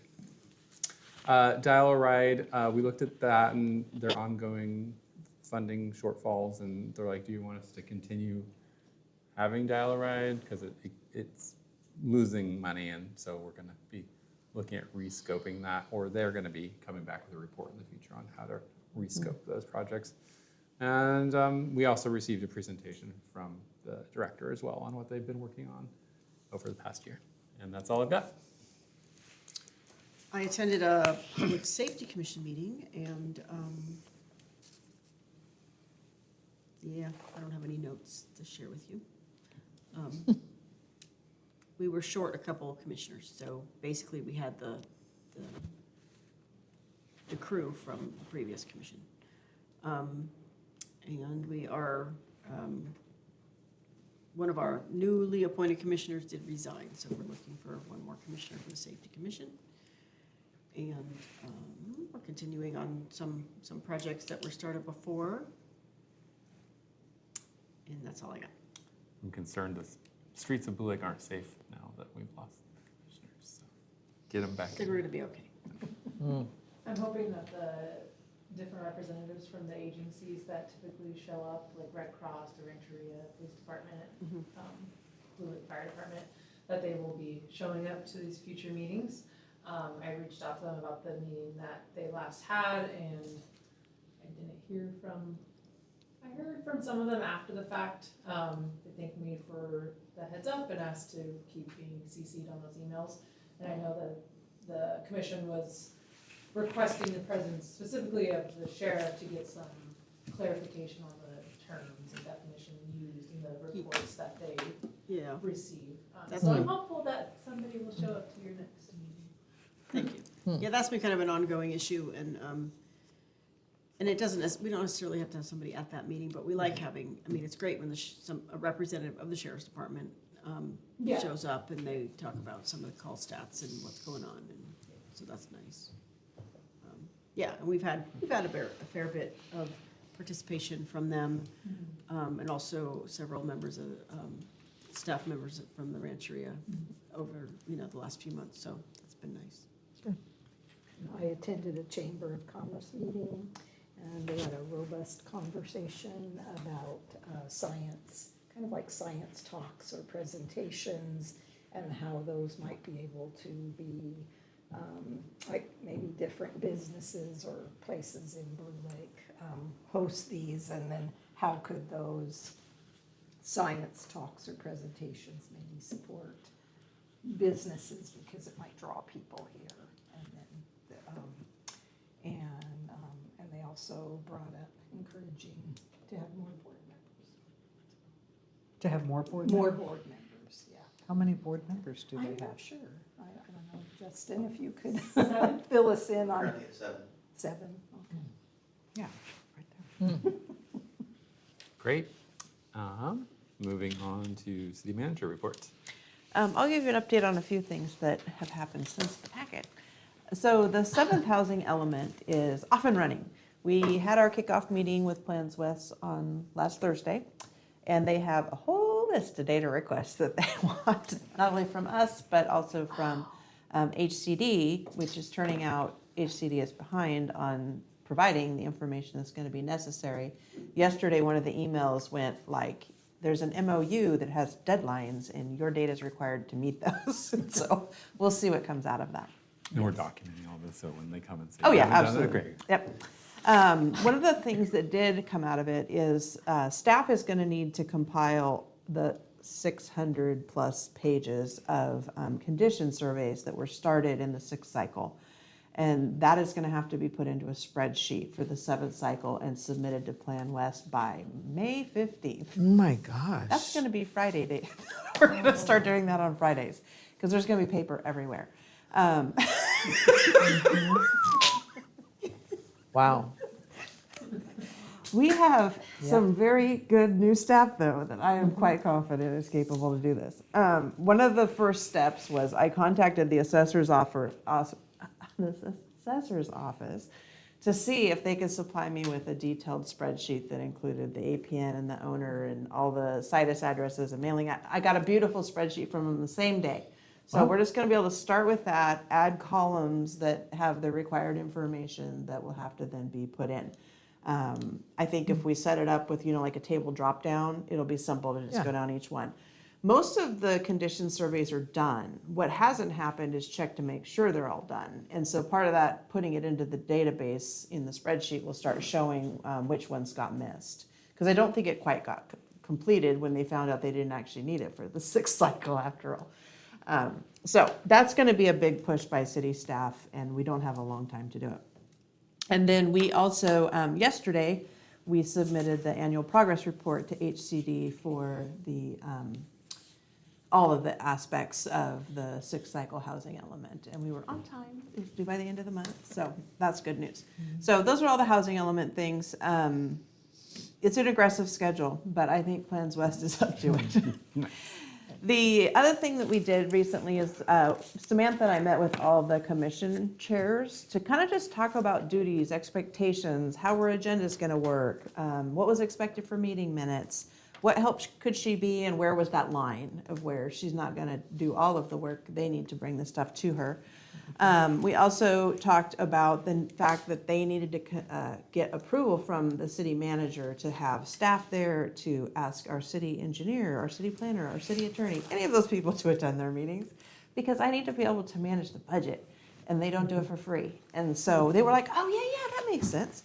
And then we also talked a little bit about like physically how the meetings were going to work. And so what we agreed is that the commission itself is going to sit up at the dais like you guys do, and then the liaison that is the council member is going to sit up here like where I am. And then if like Emily's here too, then she will sit up here as staff as well, so that the person that's the liaison clearly is a part of the commission. They're not just out in the public being a regular person, but they're not one of the commissioners either. So that was kind of like a medium ground, and all of the chairs felt like that was a really good way to, you know, visually have that distinction between the public and the council. So That's a great idea. went well. Yeah. It was really actually a very productive meeting. I felt like Jan Henry specifically kind of came into it, you know, spitting vinegar there, but by the end of it, she was pretty happy, and she's like, oh no, that's doable. I don't mind being chair. So good news on that. Also on Friday, the Great Redwood Trail Master Plan was adopted, which is really exciting. It sounds like they have got a lot of money coming to be able to do one of the phases. The section that's out here in Blue Lake is section 39, and they had these segments they set up. There was 43 of them, and they ranked them like tier 1 to tier 3 based on a whole group of criteria. But 39, which is the one that's actually here in Blue Lake, it's a tier 1. So it's in that highest level for likely funding, and part of what I think they're planning on doing in one of the very first projects is starting to make some of the connections, it sounds like. So we'll see where that goes. The Rancheria here was very much so a part of that process, and is very enthusiastic about having the trail go across their property to be able to make connections. So if you have questions about that, I have the whole document if you want to read it. The last thing, and I was going to talk about this in conjunction with having already talked to you about the hazard mitigation plan, but I have to make a decision by morning. So I'm just going to give you a heads up what's going on. You may or may not know this. So several years ago, at least 2, I'd say, an application was put into Cal OES for the Hazard Mitigation Grant Program. And what the project was is it was to purchase 2 pieces of property. At that time, the property was owned by Gritness. It's the previous Hawkswell property, and Boughton's property, which is the one that's down here off of Hatchery Road. Both of those people had signed all of the documentation that said that they were in agreement with the concept of the city purchasing those properties if the feds were to give them the funding to be able to do that. And then all of the structures would be removed from them by the city, including concrete and anything that was a deterrent for water. I think with the idea that eventually the Gritness property would become a part of the old, you know, as part of the old Blue Lake, or at least a portion of it is. So since then, though, the Gritness property has been sold to a group of people who are very enthusiastic about building a tree farm out there. He has some, you know, really well thought out plans. He's an established business that's been working in Dallas Prairie for 20 years. His website is very well set up. You know, he sells on Amazon and on Etsy, and so he's not a fly-by-night guy at all, but has no interest in, of course, letting us buy the property so that we can do flood management on it. We received a RFI from Cal OES on Friday, which said, hey, can you have a meeting with us on Monday? And that meeting basically went that FEMA had made the determination, or was inquiring as to how it was that the Gritness property, which is the only property that has structures on it, was really connected to Powers Creek because it's across the street. And so SHN had done this whole hydraulic study thing that the city paid for that basically tried to show that there was hydraulic connectivity between the two because of the culvert that goes across the road, and so therefore it should be eligible. And apparently from the very beginning, Mandy was told that it likely wasn't going to get funded. So basically, I'm at the place where I have like 3 days to respond to this RFI.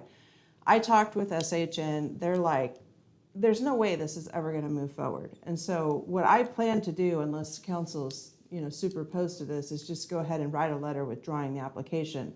The property is no longer owned by the people that agreed to do the grant in the first place.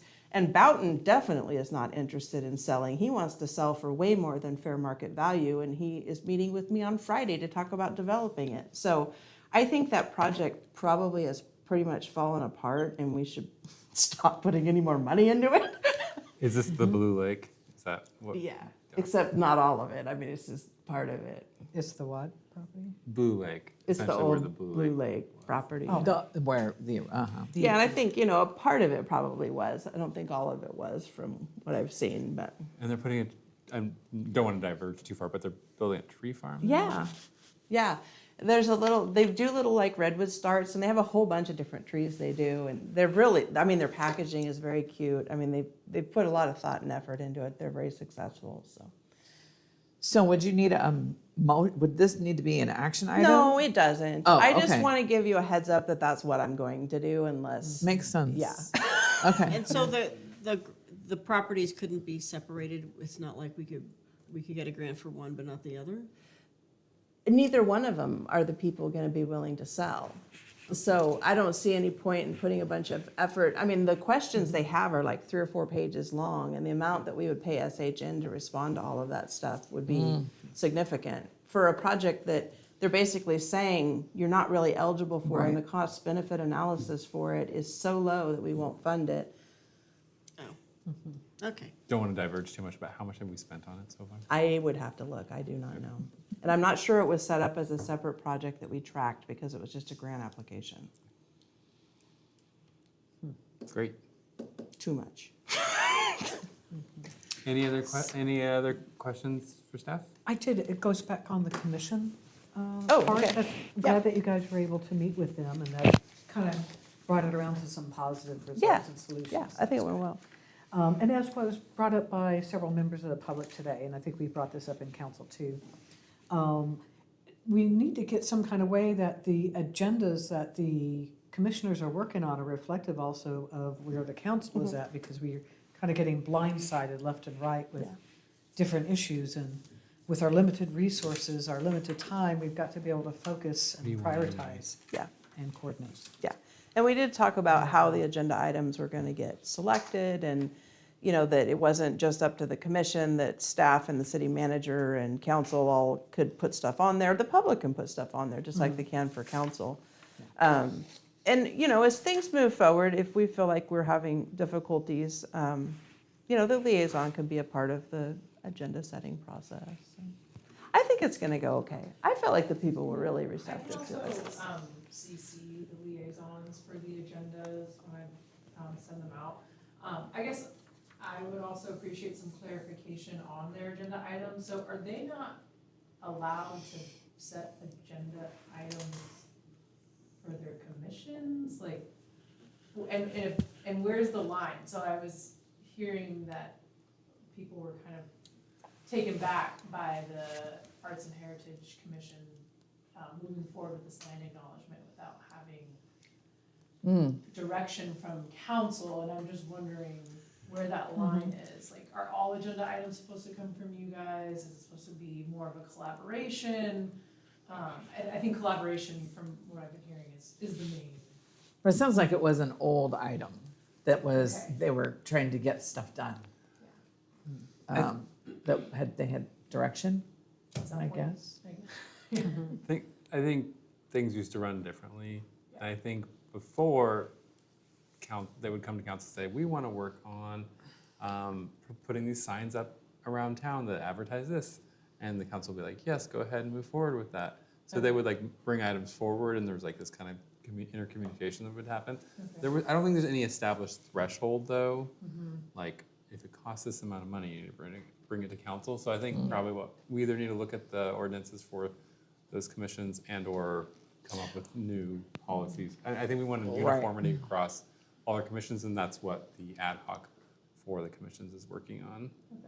Well, and I think one of the things, if you look at, say, for example, a survey or anything like that, whatever they do also speaks for the city, it speaks for the council. Yeah. And part of it is for us to collaborate together, so it would be important for us to be able to see those things that are going out into the public to make sure that they're also representative of. And that part's really clear to me. I just wasn't sure, you know, if they had ideas on a project they wanted to start, like, does that need to be something that? But each commission, as I understand it, has an established purpose, vision, rules, standards. They're different from one another, and I think that there's still some stuff that's being worked on with trying to have some consistency across them, because I think they're all different with some of those questions. I think also the council liaison should be interacting more in the process, just kind of give them a heads up, like, oh, you should probably bring this to council, or oh, like, go ahead and move forward on that. Maybe not as a director, but we need to get, again, really establish what the roles are. We also told them that we were going to be adding at the end of all their agendas a future agenda item Okay, great. thing, so that then there can be that discussion that sets the agenda for the next time, and a council person will be there. I personally think it's a good idea that the liaison is involved in all the communications about agenda setting. Not just get an email at the end, here's your agenda, but here's, you know, they're CC'd in the discussions about the agenda items. Because a council member might, might be aware of something that's coming forward in another month or 2 or 3, and maybe say, hey, hold off on this one because, this reason or that or whatever. But I mean, that's just part of the collaboration piece. And also, I think we're still trying to figure out some of these things, some of these policies and structure and whatnot. So hopefully it'll be becoming more clear in the near future. And I can definitely communicate as far as including, liaison and sending agenda items through emails, but it might be helpful too at like future commission meetings for liaison at the meetings to communicate that as well. If not for everyone, the chair especially, so that they know. Any other report? In your free time, if you want to come up with some examples of how other small municipalities, how they enter. Of course, with the big municipalities, they have larger commissions. I mean, it's, they have like housing commission and another. And here, just to have so many commissions. I have the clerk's contact. I was just kidding. I don't expect you to. I do think some of the difficulty, though, is just that the larger agencies also have a lot more staff. And so they'll have a person from a department that's set up to be that commission's person. Right. That's all you. Yeah. I wear And lots of Emily. hats. I gain a new one every day. We love all your hats. Yeah. Last call for questions and answers on these agenda items. Oh, yeah, did that end up in there? Okay, Are we done? yeah, Greenways Day. Greenways great. Day. It's Greenways been Day. selected. And excitingly, we're setting up with CAL FIRE potentially the ability to collect this, and then they're gonna bring this cute little incinerator down, put it at the power plant, and then they're gonna put all the stuff in there and it's gonna go poof, and it's just gonna be a pile of ash. Really? Yeah, What about wood chips? I think anything that can burn. I mean, They're out there all day and all night pooping our wood chips. Training. Yeah, We'll well, offer it up so, for yeah, it's training. gonna be like a combined thing. They wanna use the site because they have to do fuel reduction down on Hatchery Road and a bunch of stuff, and so this gives them a place to put their incinerator. you're so Is it- excited about it. I can't wait to see it You're run. gonna be out there with popcorn. Is it like a biochar kind of thing? I don't know, Glenn explained it to me. I didn't actually talk to It's Cal the Fire. size of a trailer. They're always Oh, saying we it's don't have big, ideas. yeah. Yeah. It's like a big container size. Yeah, I see. We need to see yeah. that. Yeah. Like they had at West Green? Fine, I just don't want another Yeah, meeting. I know. Any public comment on this? Great. We need to do a future agenda items. Yeah. Or that. Jenny? Yes. Something was supposed to be a roll call vote. Do we need to bring that forward at a future agenda, or do you want to talk off later about it Was it tonight or a different one? tonight? Oh. Anyway, we'll talk Okay. later. Okay. Great. We don't want to redo it with a roll call? That's what I'm wondering. Yeah, I you can don't- resend, whoever made the motion can resend it. That's what I'm thinking if we're Yeah. still here. Okay. Is it Yeah. 9 and 10? It's So it's 6. part of the consent. Oh, 6. Which one is that? 6G. Oh, that has to be a roll call. Thank you, Michelle. Why do you think that?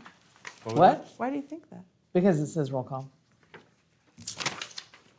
Where? Here, we'll send it.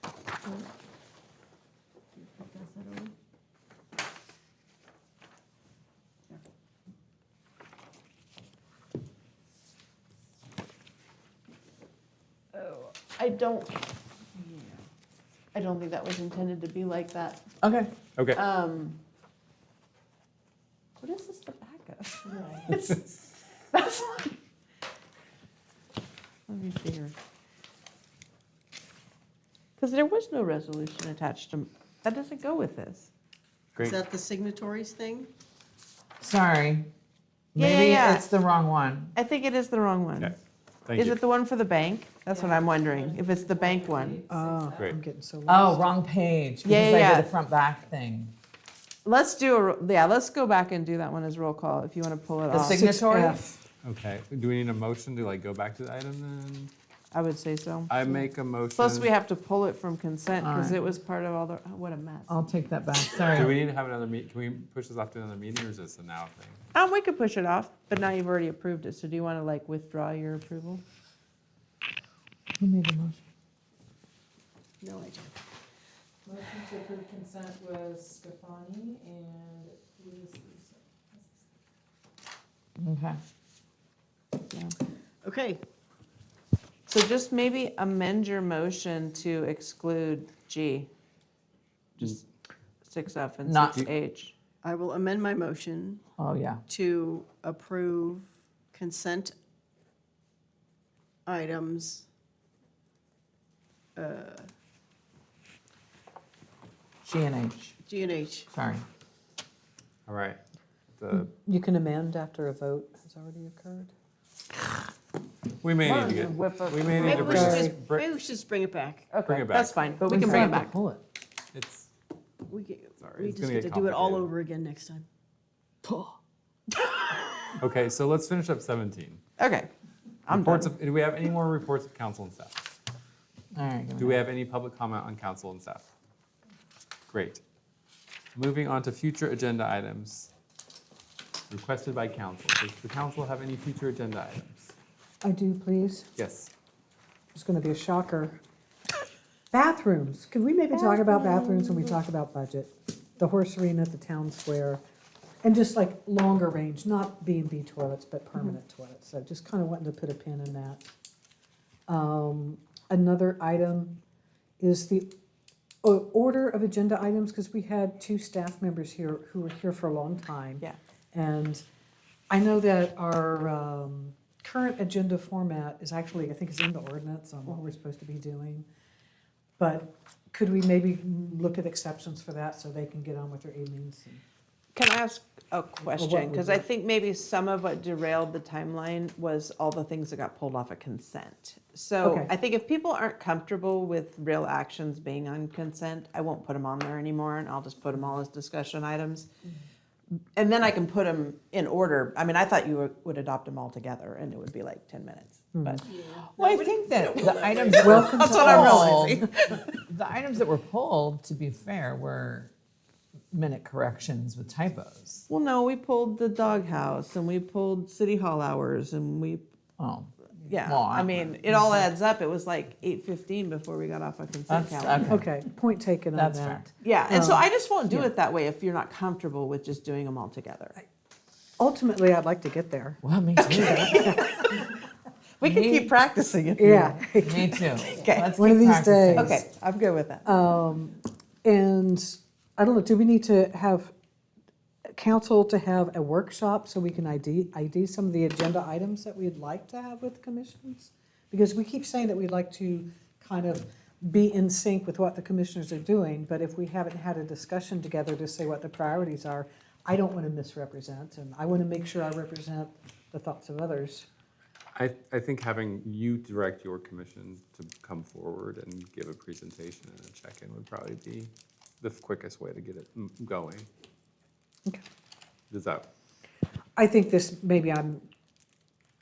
it's really about us as a council being able to set our priorities together as a council. So then that guides us from here on out. It'll guide us in decisions on the budget, it'll guide us in decisions with agendas, but, are you wanting to have like a all commissions meeting with all council, like a public forum? a workshop with the council and staff to do some, not agenda setting, sorry, priorities. Let's identify some priorities here. It's Kind of like goals, like mission goals. good work. Like And- strategic planning? That's, I didn't want to say it. Well, I'm trying to it introduce- could be a study session within our regular meeting. Many councils do that, unless we want to set it as a separate one. but I As don't long know. as these go, probably Yeah, Not, separate would be okay, good. all right, separate, yeah. yeah. On that I'd like same, to see that too. on that Is same. that, Kat, is that what you were asking for? Yeah, just an opportunity for this council, instead of being, we kind of have been back on our heels for the last year and a half, and to have an opportunity to work together as a council and refine at least, some really significant priorities or goals. With the budget planning that's coming up, we have new staff that's here. There are a lot of things that are in flux, and we aren't always able to talk about them as we should. So I think that's where we kind of struggle as a council in being able to provide clear direction at times, is that we're still trying to figure out. So, and it's not a criticism on anyone, I'm just trying to find a way that we can have this conversation, we can have it with the public, we can identify some of those top priorities, and then we all begin to kind of work in that direction. Because it feels like we're, Are you thinking all the councils all at one time, or all the commissions all at one time? no, and this one isn't necessarily commissions, this would be for the council, because then we can, from that, we refine it down into more specific goals. But that for can- all the commissions, But ultimately, that would go. all five, or four, I guess. No, this is for council, okay. No, I if you- know, no, let's rephrase. So the council would be providing direction on what they want each of the commissions, but you'd look at all the commissions at one time in one meeting of what their priorities were, and maybe like I think there's a piece in between, Okay. in that the commissions would be part of the recipient of that, but the overall thing is for this council to have an opportunity to do some strategic planning, to be able to set some goals together and prioritize a few of those, so that whether it is with commissions or with budget or other Okay. activities, we have a common theme that we've been able to work out together and with the public. I think that the challenge with that, and not to make it a discussion item, but in the past, we have discussed adding it to the agenda, but having a workshop such as this, we might be benefiting from a facilitator, which was not in the budget. right. And certainly, anyway, And but I'm wondering if before, I didn't mean to interrupt, but if before the facilitator part might have been because there was concern that we would not, that there might be more conflict, and I think we could do that without conflict.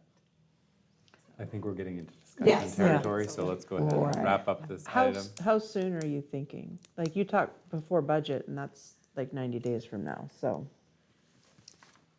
I didn't envision a facilitator, I didn't envision, a huge amount of, front-end work coming into it. I'm trying to have the ability for this council to speak to each other and with the public and say, from this point moving forward, what are some of our priorities? Because we can't say right now, if it's, doing something with the power plant, is it, improving the resources that we already had, like Parks and Rec? Is it providing service? I don't know. And, sorry. What if we have a future discussion item around this item and have a bigger discussion on how we would facilitate this? So that way we can have the discussion, because we're going into Right. discussion territory at this Yeah. point. And I think this is a bigger, Well, it sounds like About- what you want though is maybe an agenda item just to discuss how to move forward with strategic planning. sure. Sure, let's start with that. And then, I mean, we can do that in April if we want to just kind of talk about it. Well, Yeah. We but can't. Jenny do and you I have had a enough- conversation where she was just saying that we needed to figure out what some of our priorities were, which of course runs into this, but I'm guessing that you maybe have a list, giant list in your head of all the things that you're trying to facilitate and trying to figure out which ones need to stay on the board and which ones are gonna get, There's a giant list, yeah. Yeah. But having some, I think what we were talking about is getting some direction from council on what's most important, because there's a finite amount of time. So I would happily put, and I can start making a list even of what my list is, if that's helpful for you. I think it would be, because I think in a lot of ways, we can have this sort of, existential conversation, or we can have a, boom, here's the chore list. Yeah, and here's what figured we're out. behind on, So, Yeah. and, yeah. Okay, so we I'll just have- put we one have- on there We have about ad hoc, we have Jenny's discussion future, priority. not ad hoc, sorry. Commission's Jenny's future list as well. What do you got? I think, we already, did we, clarify for me, did we already establish an ad hoc with you and I to think do so. the manual? I think it was supposed to be. You guys did. We did, right? That's already been established, so we Which, don't need which to. manual are you? The owner's manual. Are you talking about for council or? Yeah. Okay, because I Yeah. got a bunch of them And we're trying I to think finish. that I still need to get, the Word document. I can get that to you, that's no problem. Yeah, I so didn't think there was an ad hoc committee, because I had asked somebody about whether we should set one. So it's Michelle and Terry. Yeah, Okay. yeah, And that's for the roles and responsibility for council. Yes. yeah. Right? It has Right. all the biz in there. Yeah, Yeah. it does. I just want to look at a time estimate thing, if we can, I'll do it on my own, but see if we can assess an average for each item and how many items are on our agenda. So then we could get a potential time estimate of when their agenda item will come up. Yeah. That'd be nice to have for the public. That's Is it. this an agenda item? It's not really, but And is Kat, you had mentioned something about order of agenda items. Is that just a, No, I think, actually, I mean, it's been addressed in the past, like when Jill was here, we had, whether it was the engineers or others, we try to get to the front of the line, but if we needed to rethink the agenda, then that would. yeah, and if we ever, the agenda ever gets, that is the case, then you guys could move agenda items and move above, Mhm. separate concern. But I would He be was like the mindful of- third action item. I mean, each of I the know, first but three still all after the were, consent- Yeah. yeah. Well, you know, yeah, you guys we- approved the yeah. To be agenda fair, before. I just want to be clear for the record, you Yeah. weren't wrong in what you had. Yeah, and we It put all, like, so yeah. arts and heritage first because we had a person from that coming, and then, Parks and Rec, because Jeff was gonna be. But like you That is said, how we said it, but it just, Consent agenda can be bumped down. and it used to be I at mean, the it should be at end, the top, no. But, Okay. yeah, I mean, I was looking at older agendas even from just like a couple years ago, and the consent used to be all the way at the bottom, like with It reports did. from council. It did. Yeah. But that's not how our ordinance. Yeah. lines But maybe out we our should agenda. change that instead. I Yeah, mean, maybe we Add should. that to a that, future agenda item. hey, we're getting good at ordinances, right? We're just whipping them all out into resolutions. I mean, we can I do look. have Go ahead, one Terry. future agenda item, and it was brought up, but was something that I was thinking of, and that is kind of an exploration of ADU of having a ADU, and it could be a simple discussion. But I think it's an important one as we're adopting. So we talked about that a lot in the kickoff meeting for the housing element. Okay. And I think a pretty robust answer to that is going to be provided. Oh, As okay. far as how it applies, and I think a really big part of this is going to be public education on how ADUs and junior ADUs work. And Okay. Plan West is pretty enthusiastic about trying to explain those Yeah, things. Yeah, I think it sounds interesting. Yeah. So, okay. good. last call for future agenda items? I have one. Yeah, go ahead. I don't know what the status is of the ad hoc on the commissions. But two things.